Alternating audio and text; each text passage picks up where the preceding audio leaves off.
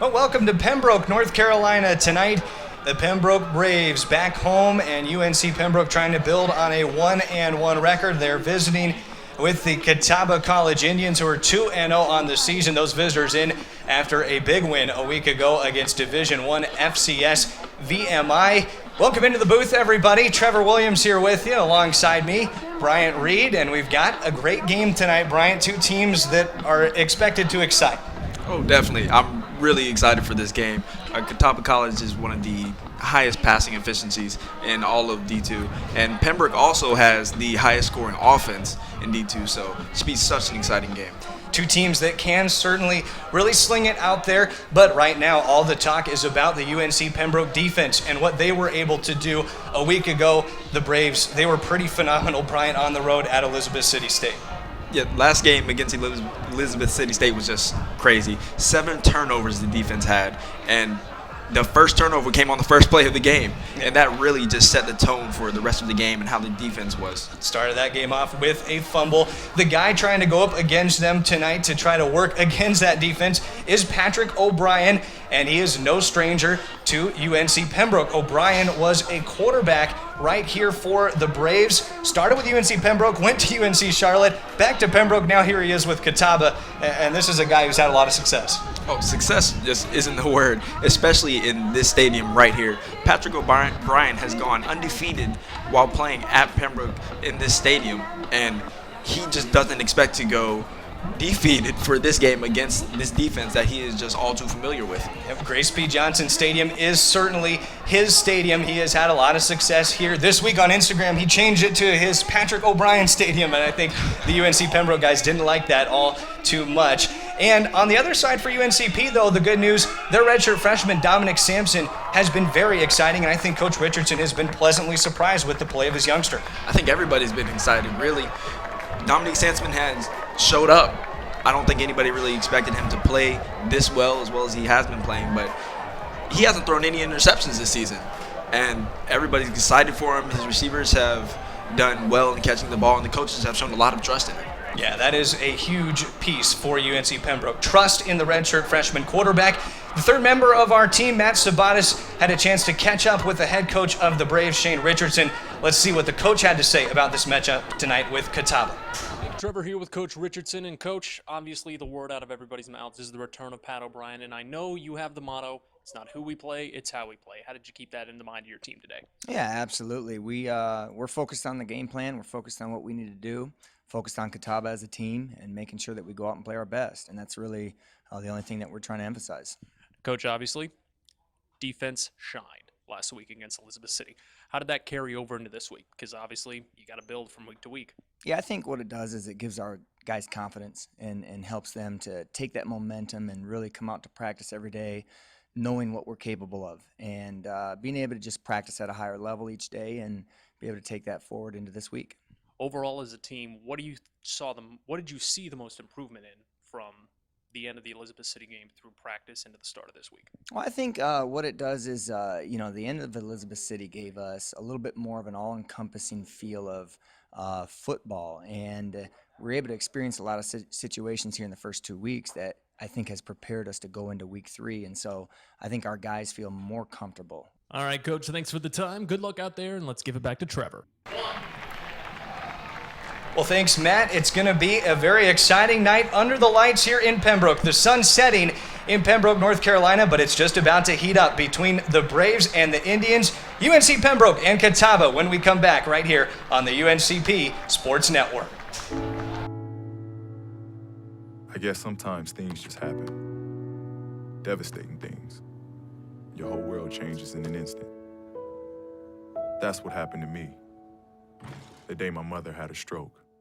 I'm Paul George, and I want you to spot a stroke fast. F, face drooping.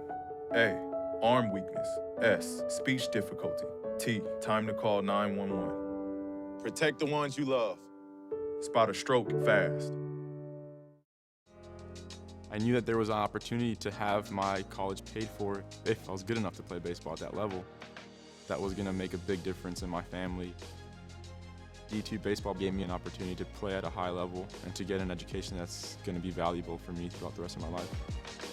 I chose to take my experience of being a student athlete and pursue that within my career and to get a master's degree. If I wouldn't have had a baseball scholarship, there'd be no chance that I'm doing what I'm doing today. The American dream to me as an immigrant means having the opportunities that my parents didn't have. Being the first one in my family to graduate, it meant everything my parents sacrificed for me to get to this point. It was paying off. Estoy muy orgulloso de Michael por haberse graduado de colegio. My path to a college degree would have been completely different had I not had a scholarship. It would just relieved a lot of the financial burden.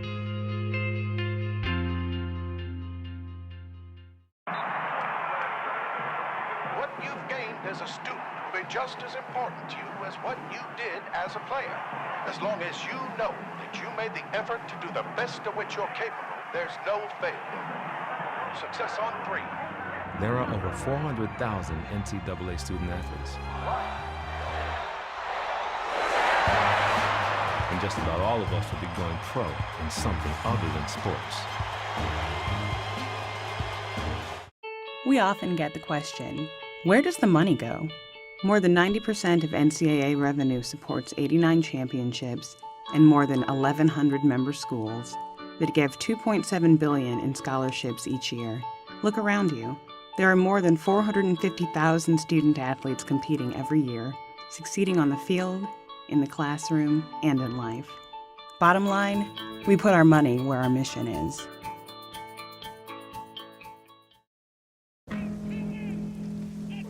Celebrate the soggy shoes and the slow starts.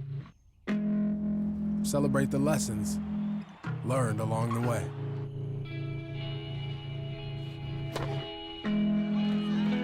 These are the wins. Not the shiny, nail-biting kind. These are the last a lifetime kind. Welcome back to beautiful Grace P. Johnson Stadium. Right there, getting ready to tee it up for UNC Pembroke is Nate Williams, Trevor Williams, Bryant Reed, our producer, Matt Sabatis, all with you tonight for the UNC Pembroke Braves against the Catawba College Indians. Great Saturday night football here from the southern portion of North Carolina, and we are just about ready to get it going. Brian, this is a game that almost feels like a rivalry with the old UNC Pembroke quarterback, Patrick O'Brien, coming back to his former home. Yeah, I don't think you could have said that any better. Everybody on this Pembroke team knows about Patrick O'Brien, and he knows them just as well. And you better believe that code black defense of the Braves is ready to get their hands on him. Yes, they call this the hit squad, though, getting ready to run down the field. The kickoff unit for the Braves out there, they are in the black uniforms. Catawba in white and blue. And here we go, the kickoff man, Nate Williams, to send it away for UNC Pembroke. Running it down on the return is Kenyatta Green. Out over the 20, cuts it back inside. He's got a lot of room back towards the middle of the field. Sees some more green gas up the middle of the field. And finally wrapped up around the 45-yard line. Maybe not exactly the start that the Braves thought they would have on the kickoff unit, which did pretty well last week. Josh Sheridan had the tackle. UNC Pembroke ready to be out on defense. And we are seeing Patrick O'Brien as the starting quarterback for Catawba for actually the first time this season, Brian. Yeah, Catawba runs this two-quarterback system offense, and Patrick actually has the better throwing arm of the two quarterbacks, so he's been getting most of the stats when it comes to the passing efficiency.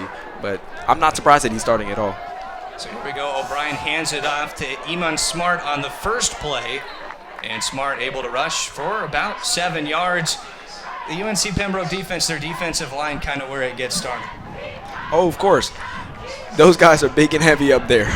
That's a fact. And they know how to get to the ball. They know how to shed blocks and get to where the ball is. Think about a couple of those big guys up front. Alpha Lamine, Khalil Vance, Nathan London, and Tyler Hinton, the starters for Pembroke. Alpha Lamine kind of the leader of that mean group up front.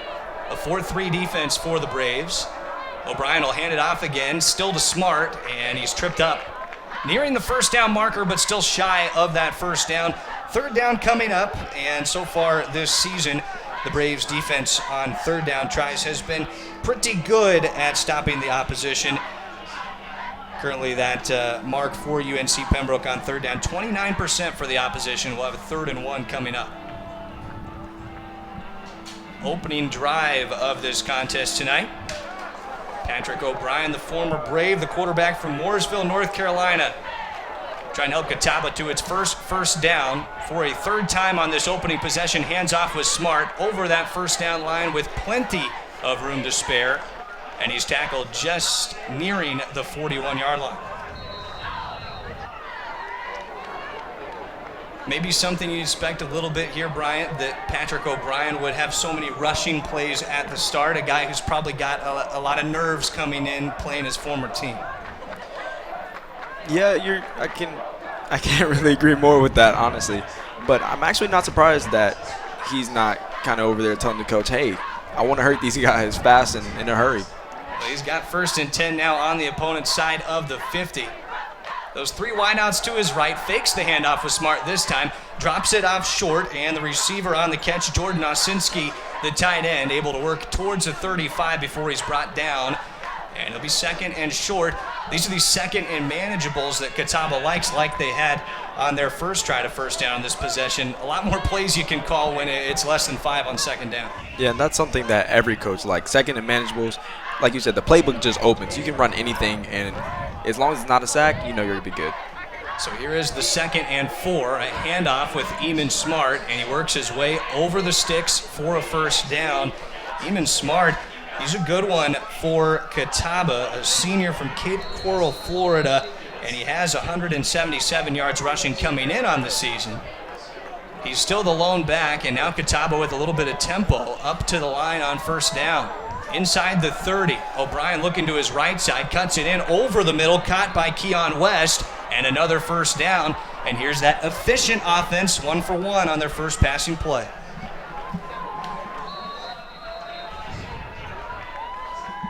You mentioned it in the open, Bryant.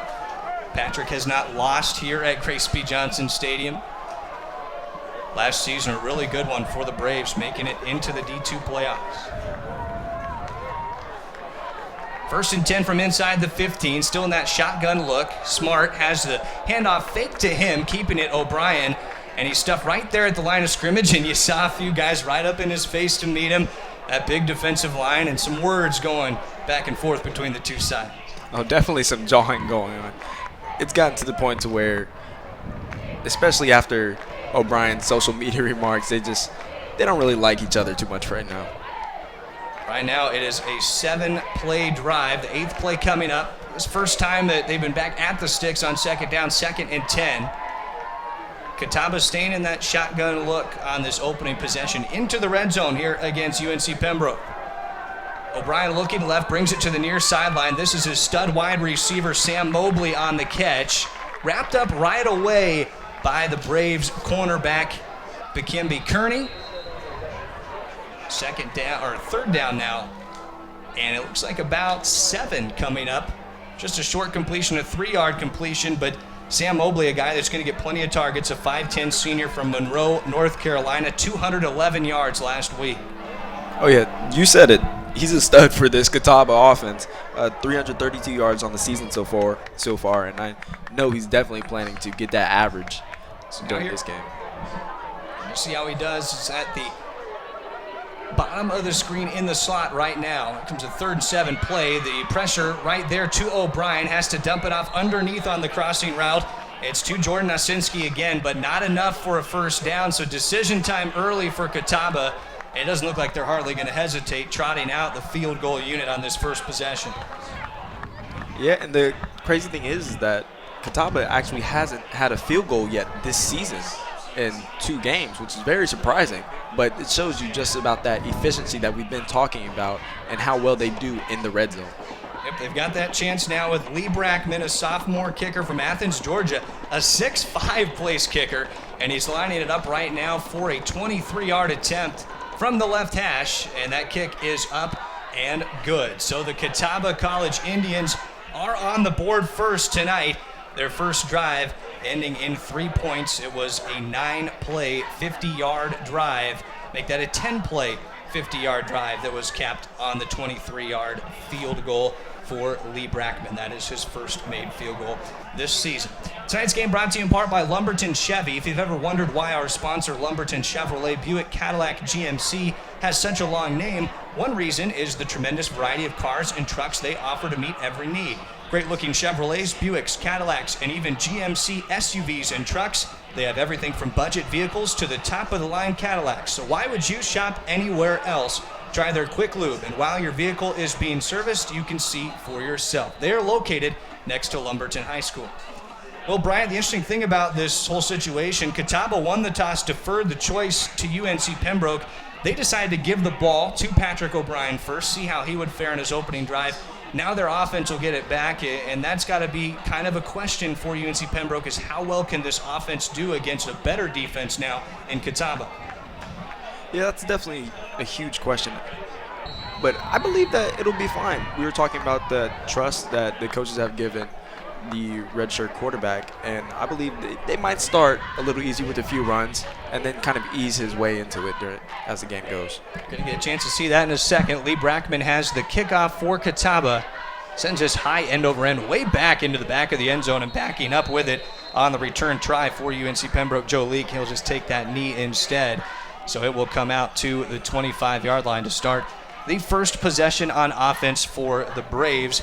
A big point of emphasis is that offensive line that you see coming out right there. A young line at that. 4 redshirt freshmen and a redshirt sophomore on the start.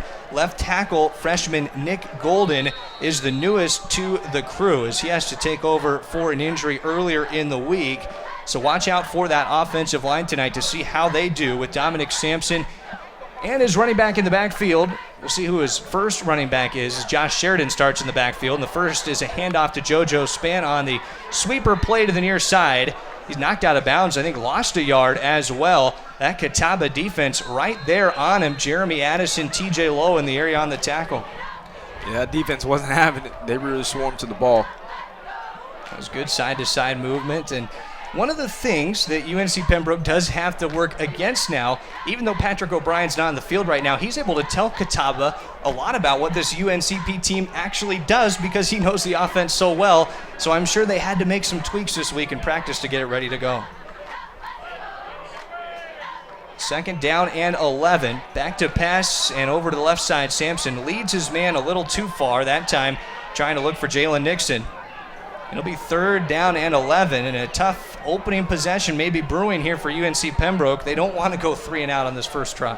Now, 3 and out against this Catawba team is not something that you want to do. Hopefully, if this does happen, their defense can hold up, and even to another field goal would be pretty good to contain this offense. You're starting to talk about that field position game. Curtis Walker, the head coach of Catawba, 5th year, 28 and 19 overall, and he is a defensive-minded coach. Sampson trying to bring it up the near side, Span a little late to see it, and it sails out of bounds anyways. So it is going to be an opening 3 and out for the UNC Pembroke Braves. Before we can even introduce you to the defense for Catawba, they're already headed back to the bench, and their punt return man on his way out, Sam Mobley, who hasn't been particularly dangerous this year. 1 long return of 19 yards. The punter back for the Braves is Isaac Parks, a redshirt freshman from Greensboro, North Carolina. 13 punts this year, 37 and 8/10 his yardage average. You saw Mobley there back to return, and this punt is shanked off the foot of Parks.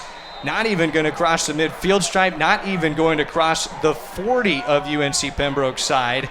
And the officials trying to decide where they are going to mark it out of play, right at the 35-yard line. Brilliant field position for Catawba to start its second drive. That's fantastic position for Catawba. And I don't even think the kick got blocked. I think he just shanked it off his foot. And that's definitely not something that the Braves need. Yeah, it didn't look like there was enough pressure to get anyone even in the area remotely of blocking that kick. It was just off the right side of the foot of the punter, Isaac Parks. A couple of tough special teams plays already at the start on the big kickoff return at the start of the game and now the missed punt. Patrick O'Brien back to work, fakes his handoff, gets hit hard, and he is brought down to the ground. And the first man to lay a paw on him was Khalil Vance, and that's 6'3", 295 coming right up the A-gap. Yeah, that's a big boy. But that's not the first time he's been in the backfield this game. And so we'll see how Catawba tries, if they try and make an adjustment to keep him from laying too many hands on Patrick O'Brien. That was a great point you made. The interior lineman, 295, Khalil Vance, and Nathan London is 290. Middle linebackers Albert Wright, Chris Plotch, Cameron Williams. They are the center of this 4-3 defense.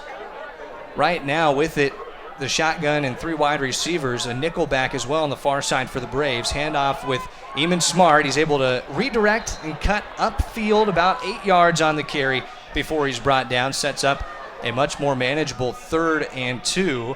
And just to continue meeting that defense of the Braves, the starting defense, Trayvon Gibson at left corner, Michael Clark at right cornerback, Bikembe Kearney's the free safety, and Josh Mann's the strong safety. So 3rd down and 2. You keep it on the ground here? I think so. You've been getting great yardage with the run game, so why not stick to it? And Eamon Smart has started off very well, 59 yards on the ground already. And now the 3rd and 2 play snap is nearly wide of Patrick O'Brien. He sees a man open down the field, in for a score for Catawba's Gavin Rose. And Patrick O'Brien, yes, he is right now the definition of efficiency. 5 for 6, and he puts Catawba up potentially 10-0 now with that touchdown pass to his receiver, Gavin Rose. And what a play after it was nearly a disastrous start on the snap. Yeah, snap almost got away from him, but Gavin Rose just got out into the open. It looked like the corner bit on the short route, and the safety just kind of got lost. That made for an easy touchdown. So now Catawba a chance to be up a couple scores. Brackman with the point after try is up high and good. And there it is, the Catawba College Indians out to a 10-0 lead. That drive, 3 plays, 35 yards, ended on a 27-yard touchdown pass from Patrick O'Brien to his receiver, which was Gavin Rose on the other end of that scoring play. 3 plays, 35 yards, 48 seconds for the Catawba College Indians, and they now lead it 10-0, approaching the halfway point of our opening quarter. Adidas is the official apparel sponsor for all 16 of UNC Pembroke's varsity athletic teams. Adidas provides some of the most innovative products in the shoe and apparel industry and is one of the most recognizable brands worldwide. We thank Adidas for all of its support in offering UNC Pembroke the best for our student athletes. So 10-0 Catawba, and ready to tee it up again, Lee Brackman will get a second kickoff in this game. 14 kickoffs on the season, 8 of them for touchbacks, including his first kickoff of the night that took Joe Leake way back in the end zone. Leake is back to return, and along with him, looks like Devin Jones is the second man. He'll be nearest the bottom of your screen, Leake at the top of your screen, and they're already both backing up towards the end zone. First 2 drives for Catawba both ended in scores, and a 3-and-out already for UNC Pembroke. Backing up with it is Leake. This time he wants to take it out of the end zone, tries to dart up the far side, tripped up just in front of the 15-yard line, and that's where the drive will start for the Braves. And now this is a big drive, Bryant. They have got to feel like this has got to be certainly better than a 3-and-out, if not a scoring drive right away. Yeah, and this is where, as your coach Richardson, you start to think, do I start to panic now, or do I kind of want to give it time because I'm going to trust his defense? But then you have to think about Catawba's offense. So do you want to play it safe, or do you want to go for it? There's a lot to think about right here on this drive, but you definitely have to get some kind of score. We'll see what he and the offensive coordinator, Johnny Cox, have drawn up for this possession, the second possession on offense for Pembroke. 3 wide receivers. They've got a tight end in motion as well. Sampson's going to look for the check down drop off to the outside with Miles Grant. A little room to go, and he's hit hard just in front of the 20-yard line. That's a big lick laid by Michael Peppers, the linebacker. Oh, yeah, Michael Peppers. He was excited after that one. That was a big hit. He might feel that in the morning, but we were talking about that management needing to score. This is the second and manageable, so this is what the Braves need to keep doing if they want to continue to move the chains. And Peppers, at 225-pound seniors from Clemson, South Carolina. He started all but 3 games in his Catawba College career. 2nd down and 5 for the Braves, nearing the halfway mark of this opening quarter, trying to get their first down. Sampson fakes the handoff, looking for JoJo Spann. He was checked well by the cornerbacks to throw a little bit out in front of him. 3rd down coming up, and they've tried to go to Spann a couple times, and you can tell it's one of the favorite targets, it seems, early season for Dominic Sampson. Oh, of course. That's a quick hitter that you know is going to be completed if it's thrown right. But he's come to learn that it's an easy catch. You trust him. Span had 5 catches coming in. Already 1 catch today for 6 on the year. Braves need something on this 3rd and 5 play. Miles Grant in the backfield with Dominic Sampson. Redshirt freshman back to pass, tries to dart to the left side. I think he found E.J. Williams. I don't know how he threaded that pass in between the nickelback creeping up. It looked like Jimmy Henderson nearly got hands on it, but it was just through for a first down, and the first down for UNC Pembroke today. Yeah, they definitely needed that. And I'll tell you, E.J. Williams has been a great addition to this team coming over here, and he's helped out a lot. Special teams a few times, and definitely on offense. An interesting guy who hardly got any playing time at Winston-Salem State University, the first team that the Braves played this year. Sampson trying to keep it, and he is just leveled, and that's big Michael Peppers once again in the backfield on that read option. Boy, and he's fired up already at the start of this ball game. The big loss of 3 yards. Yeah, and he was coming right for Sampson on that one. It was a freight train. He didn't want to stop. He wasn't going to stop. When you have plays like that, those read options, they teach you on defense to hit the running back and hit the quarterback. Somebody has to have the ball. And he's now the team leader in tackles after that tackle for loss in the backfield. He passes Kyle Kitchens, the All-American linebacker, the outside linebacker for Catawba College. We'll meet the rest of the defense in a second. But first, got flags on this play, maybe a timeout even before the play. There's a delay of game penalty, actually. Our head referee, Jason Graham, down there signaling for that quickly. I don't think I actually ever saw a flag fly, but they blew the whistle. It's going to back the Braves up further, and this is what you can't have. That's a drive killer. Yeah, it is. It was already 2nd and 10, and now it's 2nd and 15, and that just makes things worse, especially when you've kind of been having problems running this offense. Even after the loss, now 2nd and 18. Miles Grant back with Dominic Sampson. Grant a step and a half behind that quarterback. Tries to go for the screenplay off the left side. Splitting a couple tacklers and finally wrapped up over there, Grant, as he nears the sticks. That's the back end of the sticks, though. Still another 10 yards to go on this 3rd down play coming up. That was probably, I think that was maybe the best thing that could have happened for them right there. A quick screenplay, get people moving around, keep the defense guessing. But right now it's looking like these screenplays are going to be what the Braves are sticking to. And Ryan Watts, the defensive end, on the tackle. It's a 3-4 defense for Catawba with the 3-down linemen. And they're bringing a completely different look at Dom Sampson now. Everybody up on the line of scrimmage. This looks like sevens right now. No safeties back, and they're bringing the house at Sampson. He flings it up the far side, trying to jump up for it, JoJo Grant, and the pass is ruled to be incomplete. Nearly picked off along that far sideline by Chris Page, and the second teamer out of the South Atlantic Conference almost had the pick, but instead it's going to be another turnover on downs by the Braves. Yeah, that was just an all-out blitz. They said, get on the line, go after the quarterback, man up. If you can't guard your receiver, then I don't know what to tell you. But that almost ended up real bad for the Braves. We got to see how Isaac Parks responds after his first rough punt.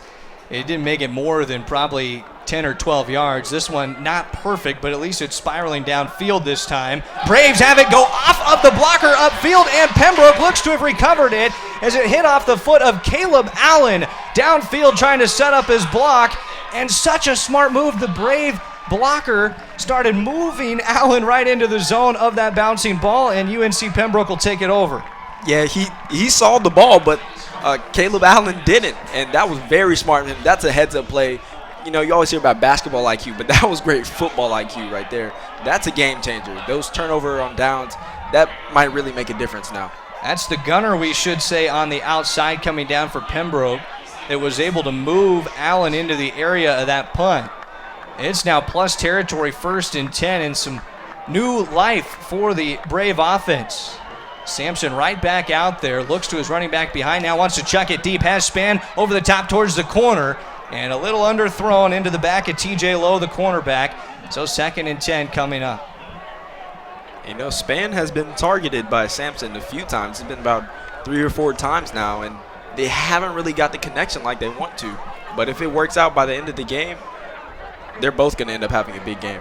Well, it looked like Span had a step at the start of that play. It was certainly a good read by Sampson. He had his man down the near sideline. Just a little late probably to see it. Still has 3 wide receivers set.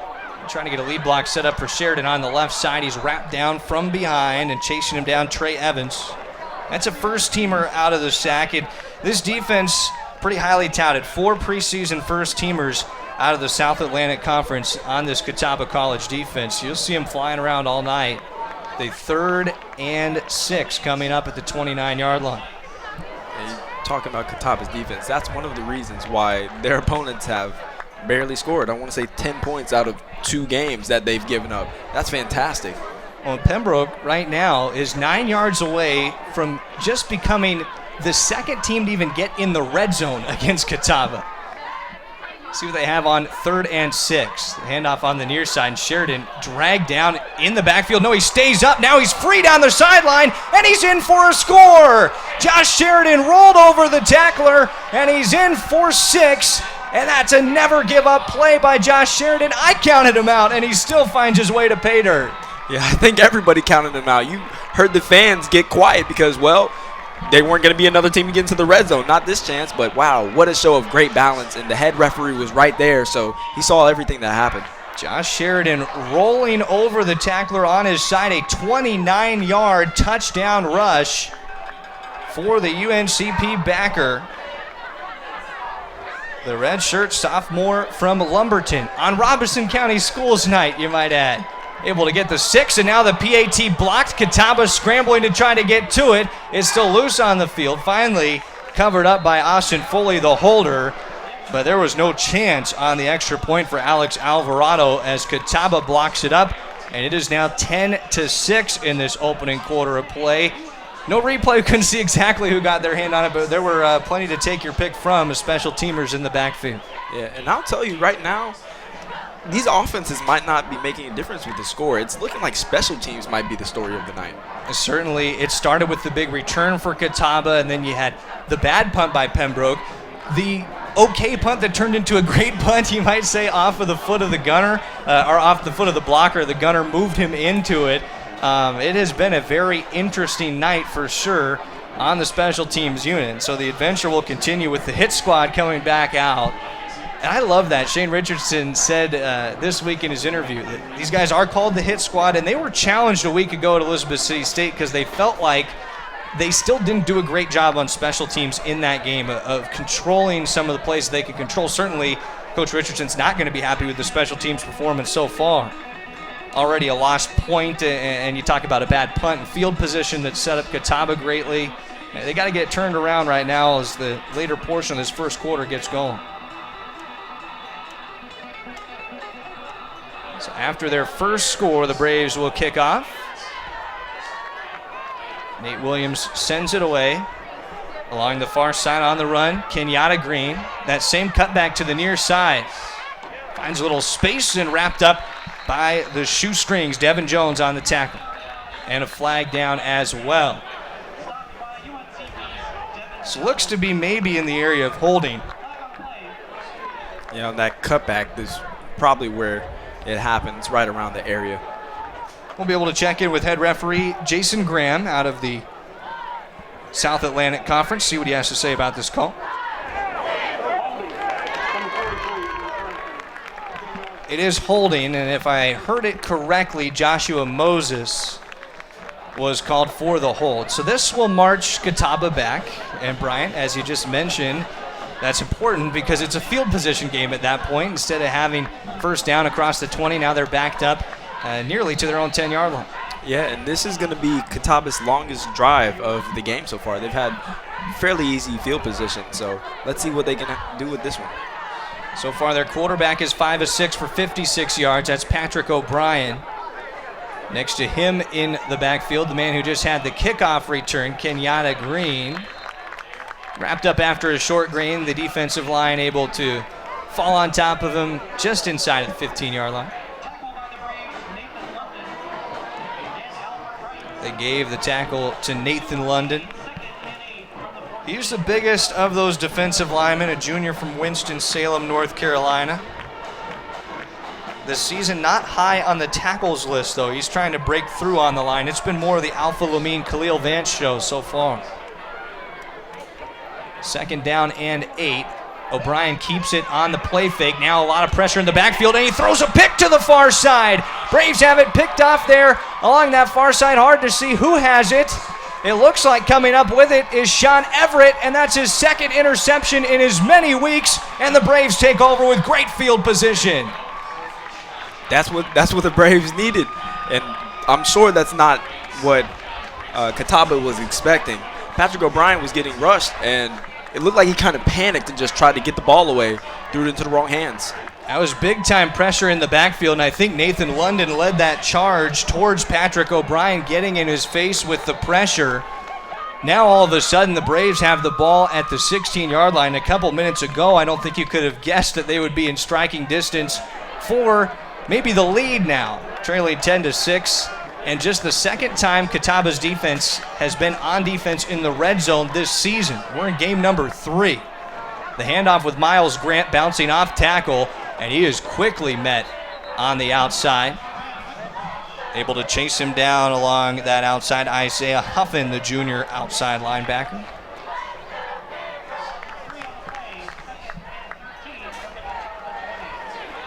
This drive takes on huge importance for Pembroke after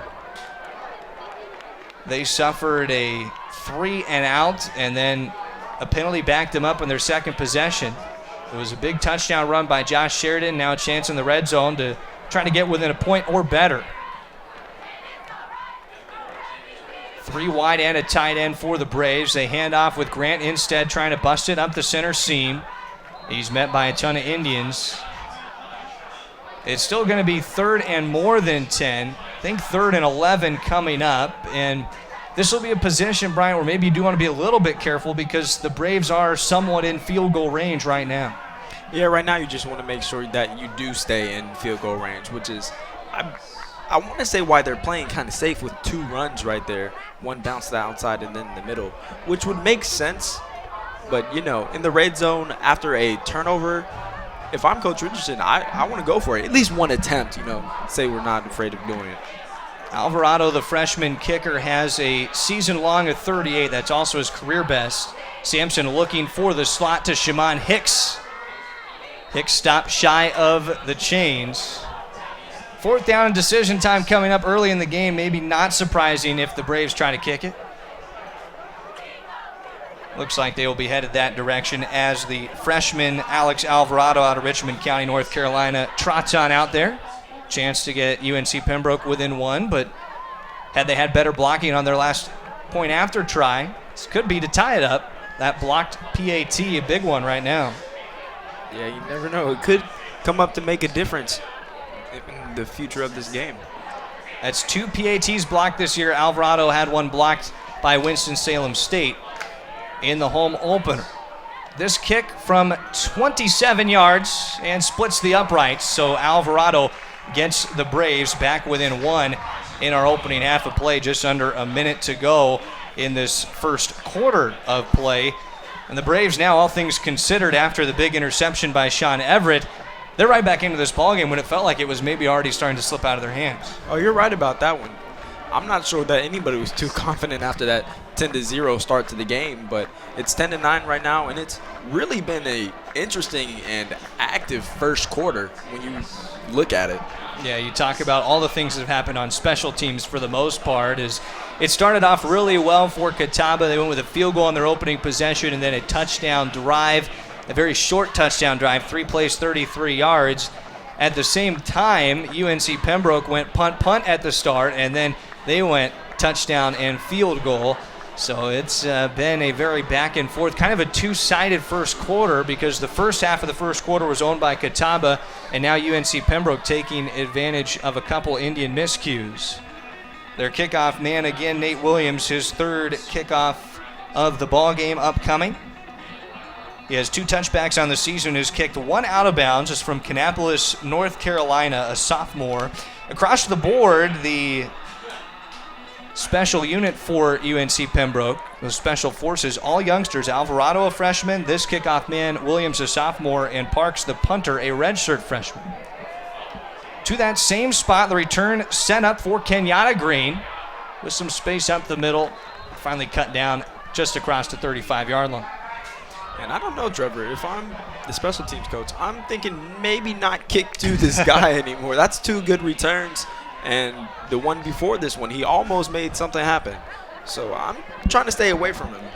Well, the thing you did finally see there, though, is there was an adjustment to keep him from bouncing it out to the near side. His first 2 kicks, I mean, he was taken down by the shoestrings on his last return, but you know, if he had room to the outside, like his first return, he could have cut it up almost towards midfield.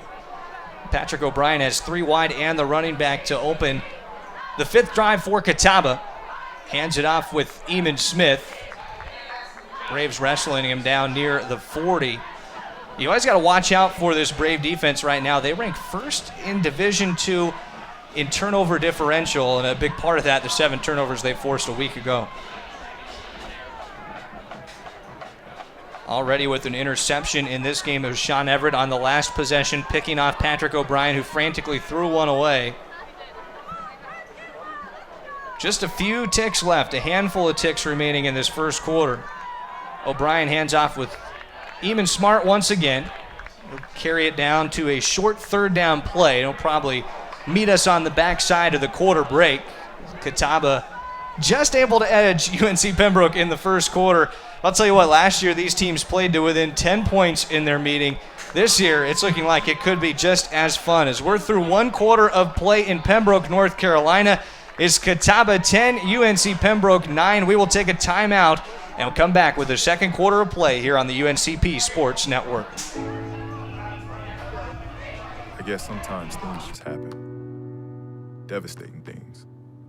Your whole world changes in an instant. That's what happened to me the day my mother had a stroke. I'm Paul George, and I want you to spot a stroke fast. F, face drooping. A, arm weakness. S, speech difficulty. T, time to call 911. Protect the ones you love. Spot a stroke fast. I knew that there was an opportunity to have my college paid for if I was good enough to play baseball at that level. That was going to make a big difference in my family. D2 baseball gave me an opportunity to play at a high level and to get an education that's going to be valuable for me throughout the rest of my life. I chose to take my experience of being a student athlete and pursue that within my career and to get a master's degree. If I wouldn't have had a baseball scholarship, there'd be no chance that I'm doing what I'm doing today. The American dream to me as an immigrant means having the opportunities that my parents didn't have. Being the first one in my family to graduate, it meant everything my parents sacrificed for me to get to this point. It was paying off. Estoy muy orgulloso de Michael por haberse graduado de colegio. My path to a college degree would have been completely different had I not. Start of the 2nd quarter, and the run is close to the sticks to open our 2nd quarter of play. Trevor Williams, Brian Reed, our producer Matt Sabanis with you, and it is enough for a 1st down. Interesting to see right after Patrick O'Brien's first interception of the season, 3 straight runs for Catawba right in the following drive.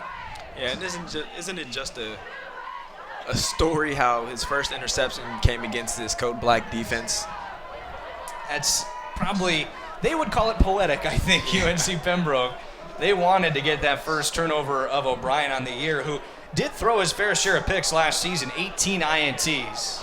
Hands it off again. One player loses his top here on the near side. That's going to be a lineman that's going to have to take a play off. Just a short gain for the running back, Eamon Smart, on the play. Smart with the couple of yards picked up.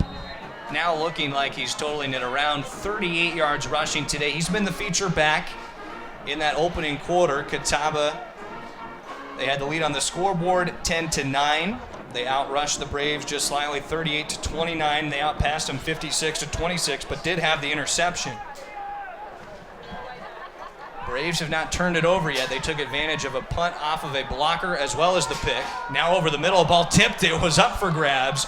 A couple Braves trying to get to it, as it was Josh Manns and Bikembe Kearney, who just for the slightest moments thought they had a chance to pick it up. Yeah, the defense brought the pressure that time. And sometimes you just wish the ball wouldn't be touched, because then it would be a whole lot easier. Usually those tip passes are the easy ones to get to because they linger in the air for much longer, but not this time. So now 3rd and 8. O'Brien's probably going to have the shot to sling it here with his 3 wide receivers. Gavin Rose had the earlier touchdown at the top of the screen. Instead, he brings it to the near side. They're trying to set up a screen pass for Sam Mobley, and he's knocked down right away. That's a huge stop for the Braves. You know they're trying to get Mobley going. The leading receiver has been kind of no factor for Catawba so far.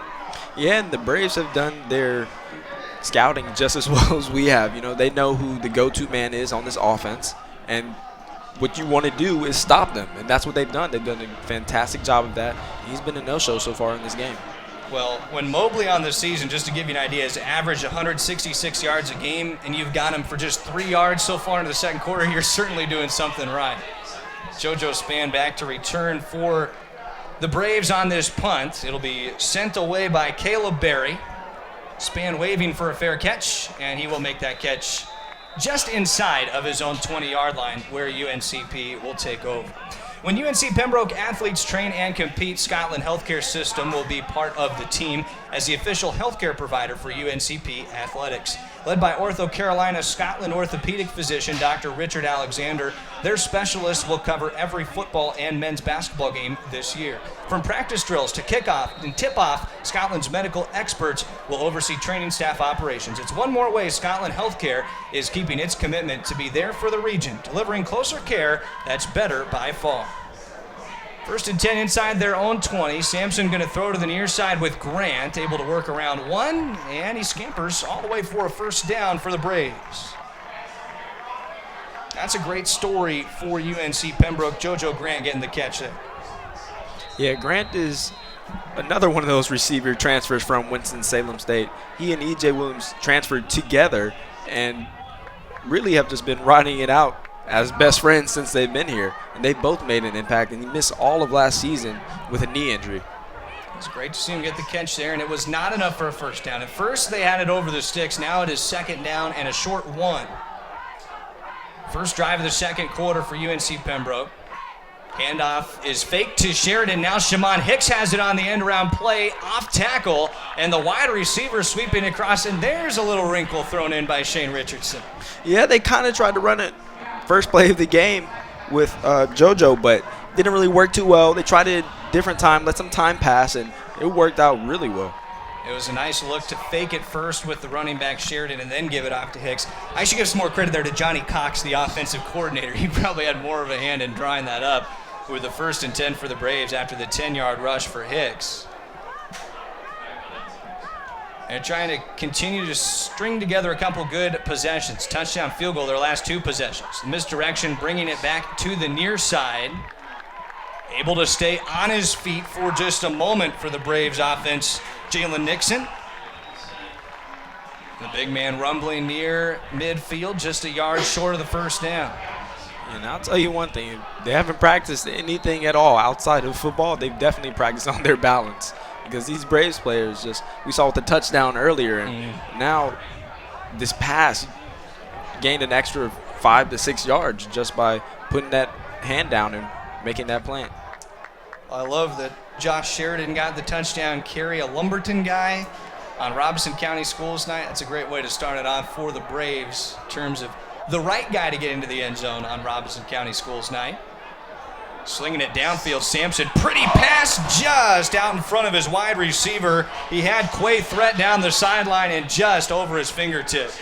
Man, he wanted it. He got up, slapped his hands. He wanted it. That was a great pass, just a step too late. A missile from Dominic Sampson. And he throws it plenty fine. I mean, we said 5 touchdowns his first 2 games, nearly 400 yards, and a 60% completion percentage. That's probably about as much as you can ask for from a redshirt freshman who was really getting his first game action. And he had a huge second half against Winston-Salem State, a big part of that comeback for the Braves that fell just short. This UNC Pembroke team has been surprising at times at the start of this year. Handoff with Joe Leake, bottled up in the backfield, and just gets his way back to the line of scrimmage. 4th down coming up. And on their own side of the field, with the defense starting to work a little bit, you'd wonder. Looks like the Braves will try to punt. And Brian, probably a decision you like right now with that defense starting to get it going. Yeah, I definitely agree. If they would have gone for it, I'm sure that they would have trusted the defense enough. And it was only a 2 yards until the first down, so it's not too bad. But going with the punt here, with how Catawba played in the beginning of that quarter, you know, gotta be safe than sorry. It probably was a tough decision. The Braves are 3 for 5 on 4th down this year. Pretty good success. Isaac Parks, by far his best punt of the evening, backing the returner way up. And now tackled right there as dancing around the punt returner, Kenyatta Green. He's not able to get anywhere.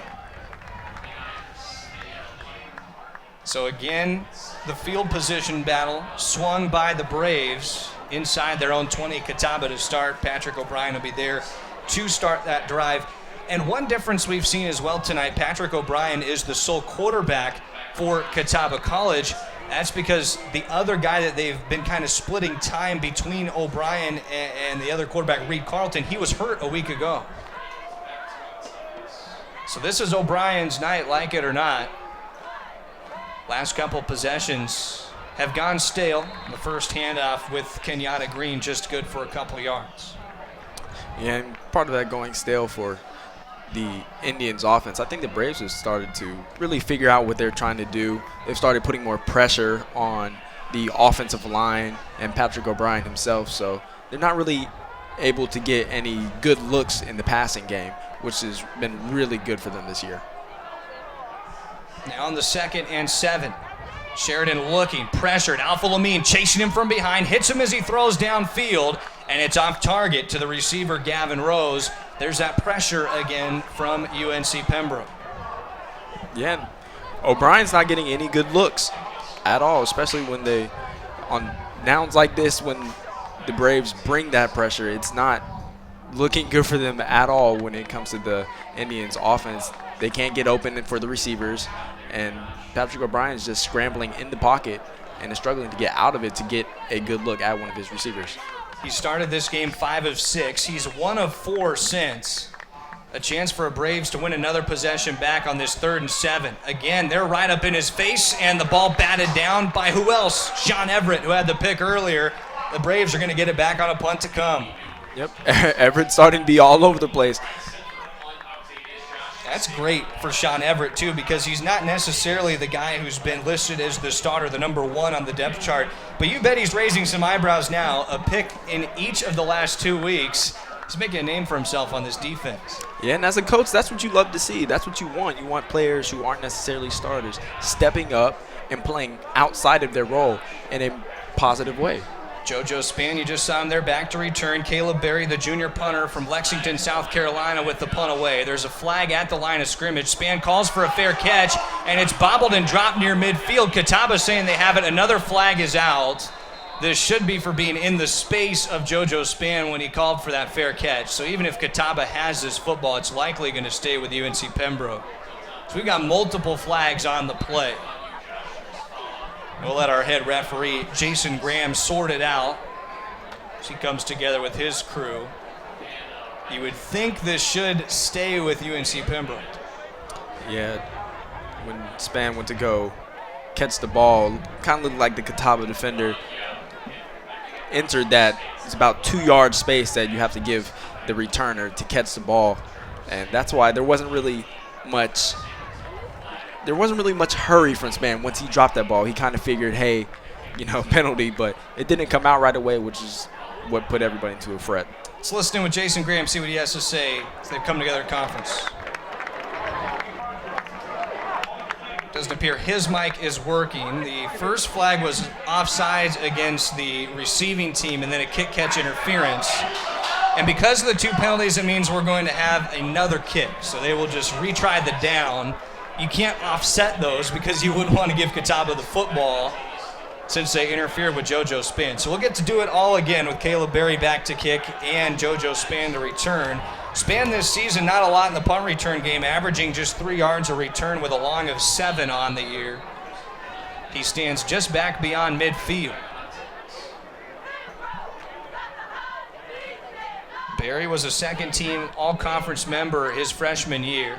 Gets the punt away short this time. Maybe almost up into his own gunner again and wrapped up right away. JoJo Span by Nick Chandler. Chandler was the one who just committed the kick catch interference, takes care of business that time, but better field position now for the Braves as it stands. Yeah, fantastic field position.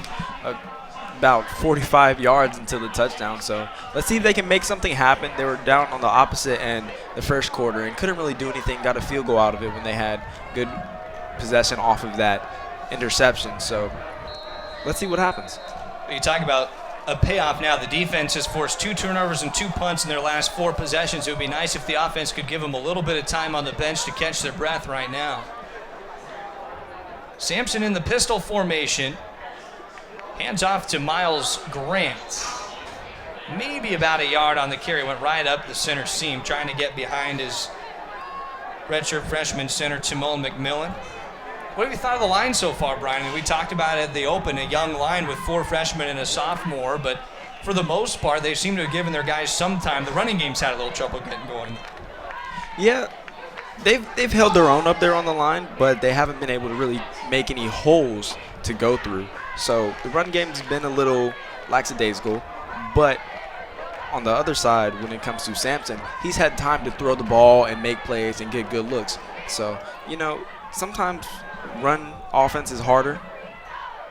He's got his 5 wide receivers now, this time pressured and driven to the turf. Right up the center of the offensive line, Isaiah Huffin. And Huffin did finally get through for a big hit on Sampson. Yeah, and Sampson's lucky he got that ball away. And honestly, I didn't see a receiver in the area. And so thankfully it wasn't intentional grounding. But, you know, when you have that much pressure, there's really not much you can do. I think he was trying to cut it to his slot man. Of course, that pressure kind of threw him off balance in terms of where his throw went. So it's 3rd and 10 from just on the other half of the Catawba 50. Braves trying to prevent a quick 3 and out. Grant breaks off from Sampson in the backfield. The throw up to JoJo Grant. Wrestled down close to the first down marker, and this would be your prototypical go for it on 4th down range. Oh, of course, especially how your defense has been playing. But, you know, that pass seemed a lot longer than what it actually was. Sampson was backed up to about his own 45 when he threw that ball. It made it seem like a 20-yard pass, and you only get 8 on the play.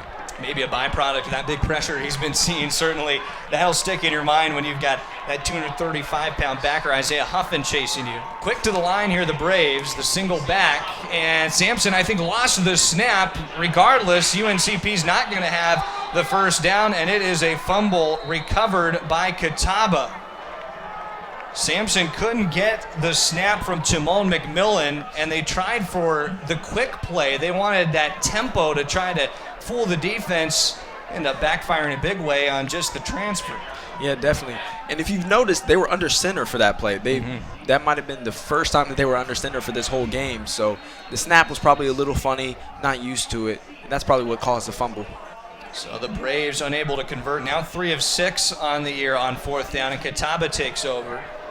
They've been stymied their last 4 possessions with just over a half a quarter remaining in our opening half. The defense is both starting to take over on either side. O'Brien pressured, slings it outside. Gavin Rose, who had the earlier touchdown, with the big pickup here. Plenty for a first down. Looks like a 17-yard reception, and Rose already up to 44 yards on the night. Yeah, he's looking pretty good. Right now, he's looking like the go-to receiver for Patrick O'Brien. And they've had to go away from Sam Mobley, as we've mentioned, just the 3 yards receiving for Mobley. Mobley's only been targeted 2 times. The handoff to Green, up the middle and over the first down sticks. Maybe now the passing starting to open up the run game a little bit. This is the rhythm Patrick O'Brien wanted. A couple first downs. He's got the offense already into Brave territory. At the 35, 1st and 10. 3 wide to the bottom of your screen. Eamon Smart to the left of the quarterback. Gets the handoff, tries to bring it near side. Met right away by a ton of Braves leading that attack. Albert Wright. And good team tackling to keep it at 2nd and 10. Yeah, the Braves needed that because another good gain, and it looked like Catawba was going to be scoring easily.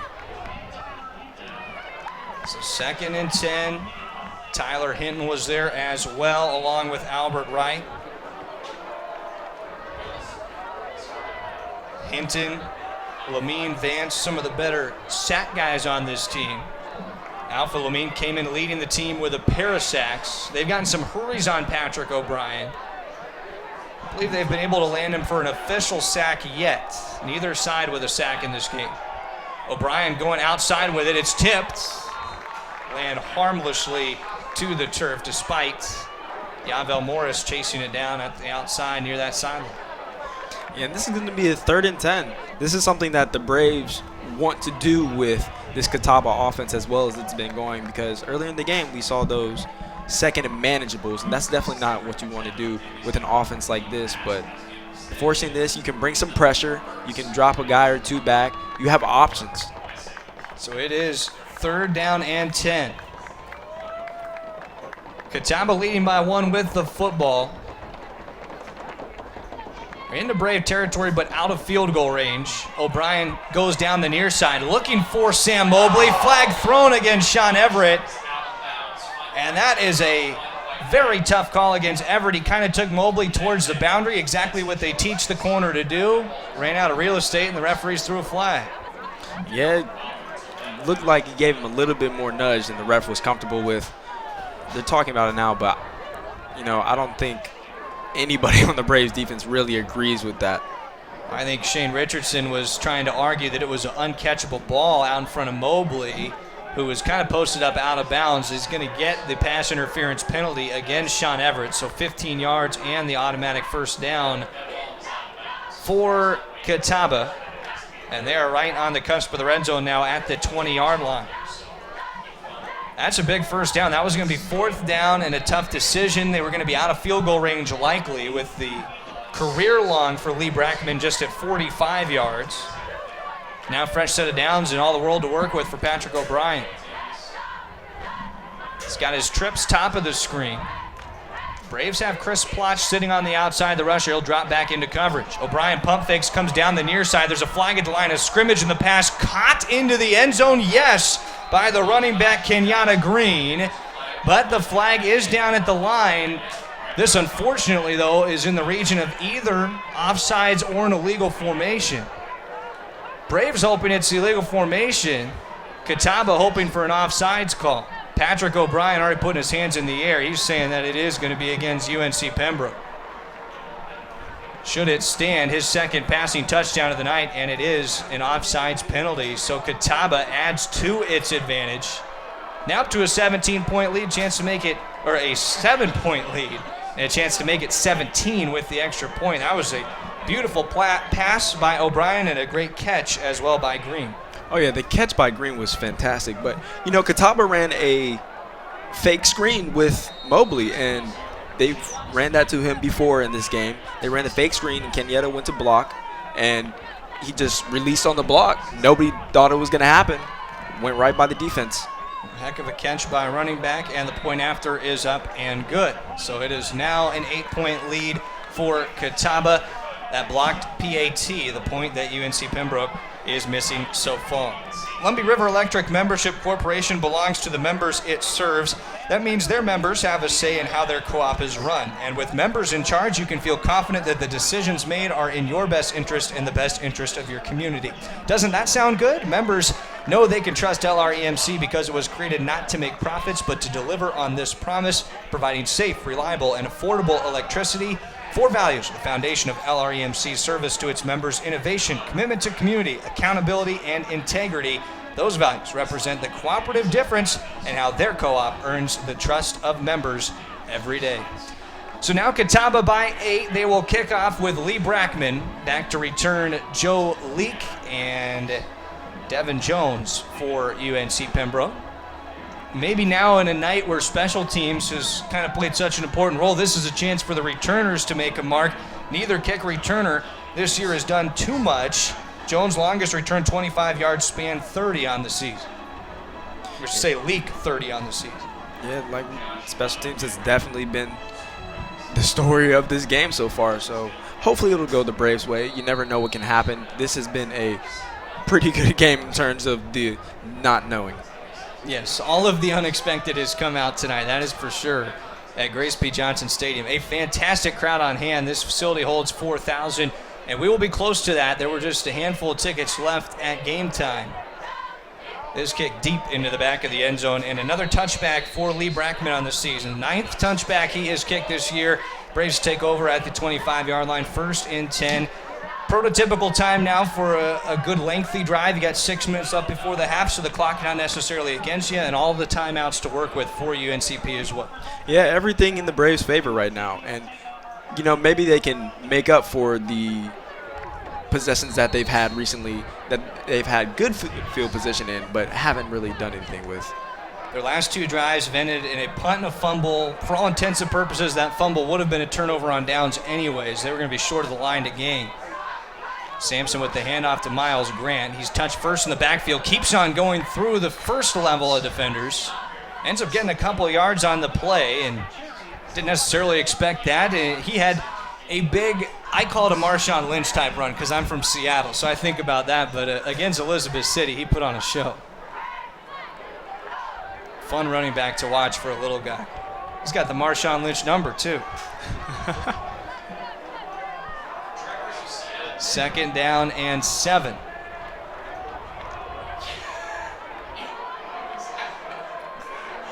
The 3 wide receivers for Sampson. Still Grant in the backfield with him. Brings Quadrin Williams in motion. They set it up back for Grant. He gets through 1 block. Still trying to stumble towards the line to gain. He's awfully close. And you can feel UNC Pembroke, because that is going to be enough for the 1st down. It does feel like the offense looks different today. They've had to add in some wrinkles to change, obviously, what their former quarterback knew and was able to tell his coaching staff about. Yeah, you're definitely right about that one. A lot more screens than we're used to seeing.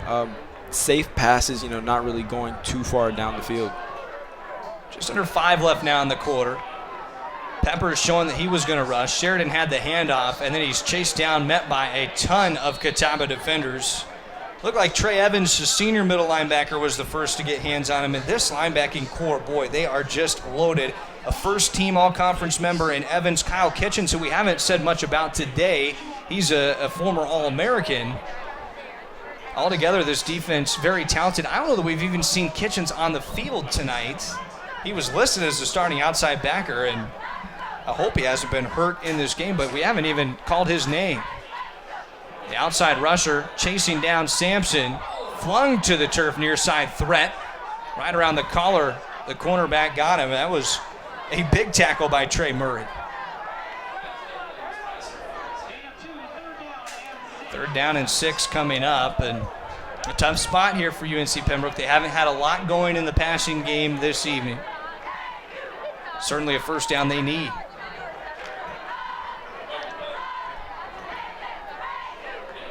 So the 2 wide receivers to the top of your screen.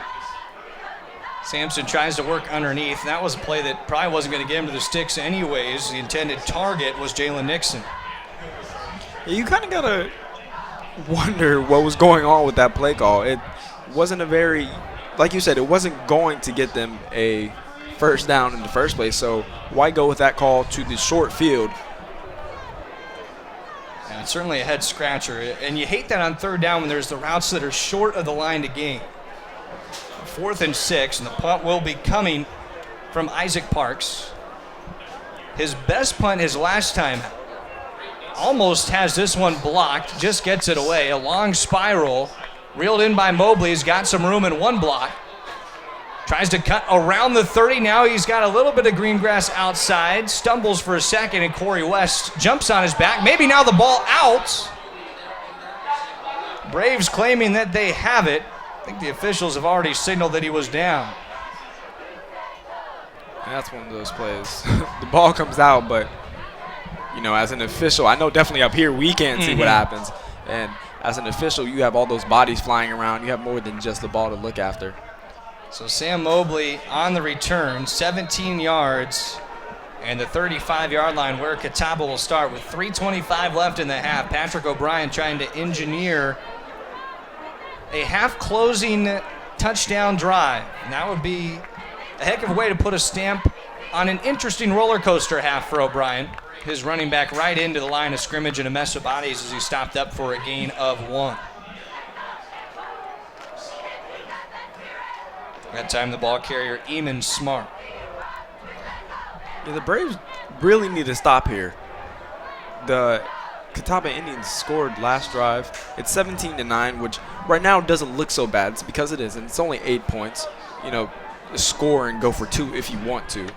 But, you know, you definitely don't want to up that by a whole nother touchdown, because then that comeback makes it a lot less manageable. It was a 62-yard drive last time for Patrick O'Brien and company. Finished with that beautiful touchdown pass.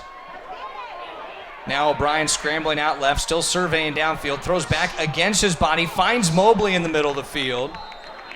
Mobley a few more yards ticked onto his total, but still way below his season average. He hasn't even gotten to 10 yards yet in this game. He came in on pace for 1,800 yards on the season. The school record in a season, 1,043 by Corey Reddy in 2013. Yeah, and you can kind of tell with the moves he's making. He wants the ball. He wants to make something happen. You can kind of tell he has that, you know, itch on his head, but it's not going anywhere. The Braves are doing a very good job. They've keyed on him all night. They've got Sean Everett defending him at the top of the screen, 3rd and 5. O'Brien starts looking that way with Mobley, checks underneath to Smart. He's got the line to gain, puts his head down over the top of Everett and picks up a few more. Even Smart, he's been the player to watch so far out of the backfield. 49 yards rushing, and now his first pass catch for a first down. Oh, yeah. Coming out the backfield for a pass. That's a big boy. 5'10", 215. You know, it's looking like he probably weighs a little more than that coming out of cornerback. You know, it's not a hit you want to take. And then you got Kenyatta Green, who already had the big touchdown reception, the 20-yarder. O'Brien looking right down the center seam. He's got a man, completes upfield to Jordan Osinski.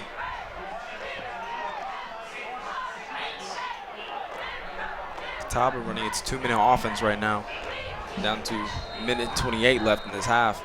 And they've still got all 3 timeouts as well, so they don't have to go too fast. O'Brien looking towards Mobley, gets the pass complete. I saw a flag fly near side. Mobley has the first down yardage. But from right in front of the UNC Pembroke bench, the flag was thrown. That was a quick snap by Patrick O'Brien. I'm not sure that he got everybody set. He might not have. It looked like some of the Braves weren't set either. You know, once you get on that line, it's kind of, you don't really expect that fast snap all the time, so you mosey down to try and get set. And then on the pass, it almost looked like Everett slipped. And it was a false start. Not everybody was set for a full second, says Jason Graham. So now instead of the first down, that's a big play. Backs him up 5 yards, 1st and 15.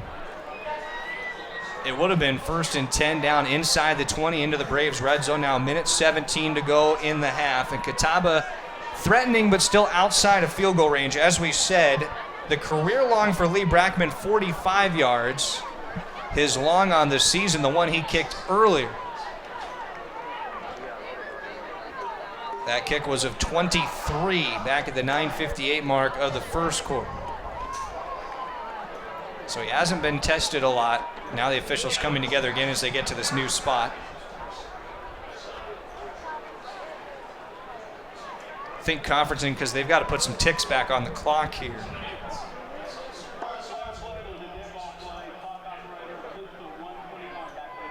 And they are going to put 4 seconds back on. So 1:21 left in the half. The near side official, when that flag was thrown, he couldn't get play stopped. The whistle wasn't loud enough to stop the play, so that's why those ticks came on. So O'Brien set up now 1st and 15. Looking over the middle, almost underthrows it. It's batted down by the Braves. Maybe a good chance for a pick. Bikembe Kearney was in the air. Yeah, and I'll tell you, that's how you stop the ball from getting anywhere. That was a great hustle play by Kearney, diving to make sure that ball didn't get through the seam. Actually, Albert Wright, excuse me. Wright, the outside linebacker. I think if that was Kearney, it would have been sealed up. He had the pick 6 a week ago, did Bikembe Kearney. Wright is a linebacker. They teach you a little more to just paw it down to the turf. Now it's 1:17 left in the half. 2nd down and 15. All the receivers to the bottom of your screen. O'Brien looking for Smart out of the backfield again, and a 1st down. What a throw by Patrick O'Brien. He wanted a roughing the passer call as well, but he gets the big gain of 17 to move the chains. And I'm telling you, these wheel routes are really working for Catawba. Eamon Smart now a couple catches, and both of them have been 1st down gainers into the red zone. Catawba with just over a minute left in the first half of play. Already leading by a touchdown and a 2-point conversion to their blocked PAT on the first touchdown of the day for UNC Pembroke.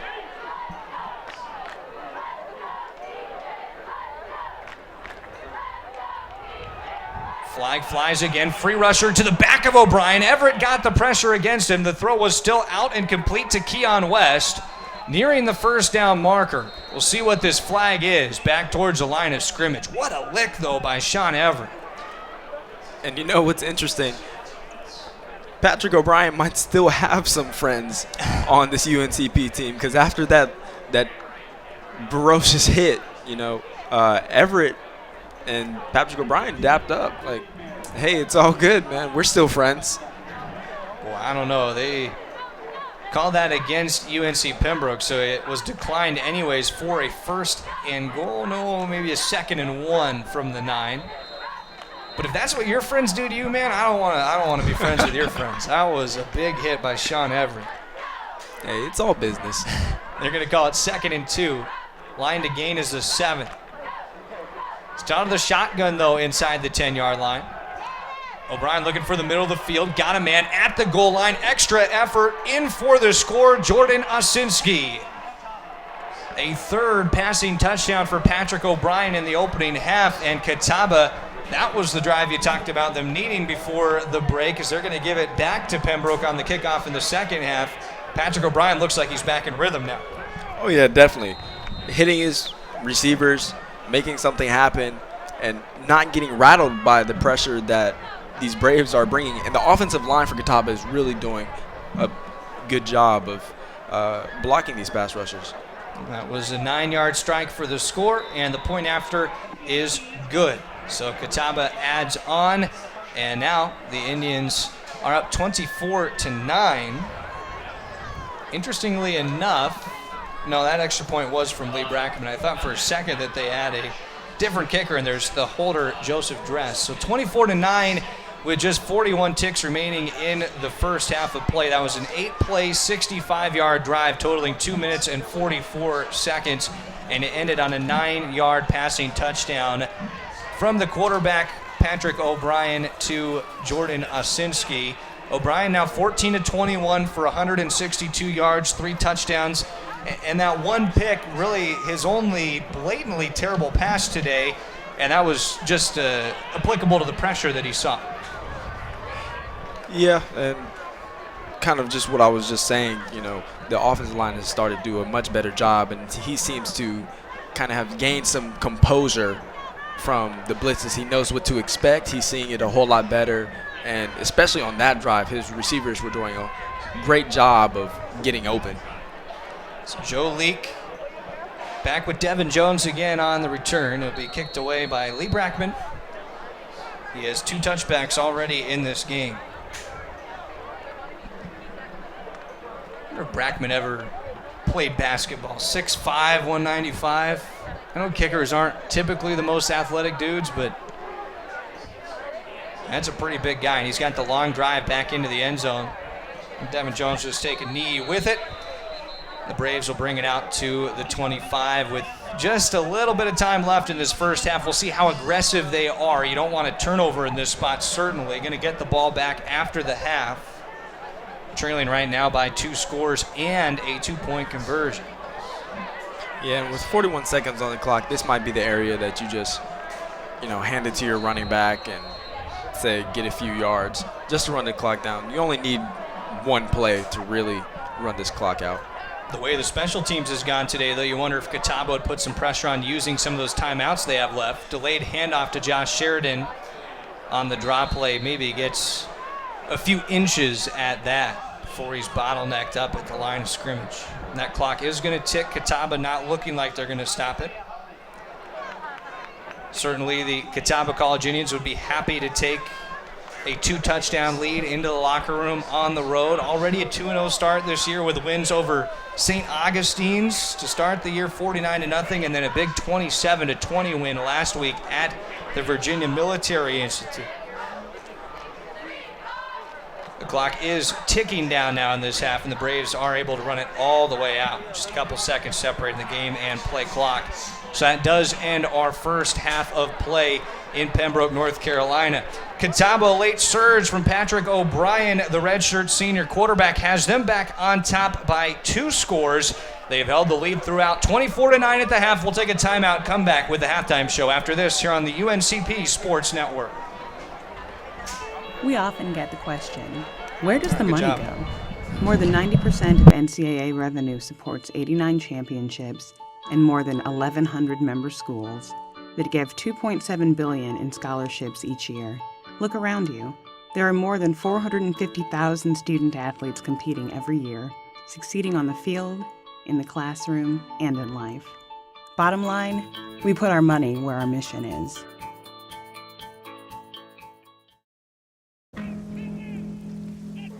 Celebrate the soggy shoes and the slow starts. Celebrate the lessons learned along the way.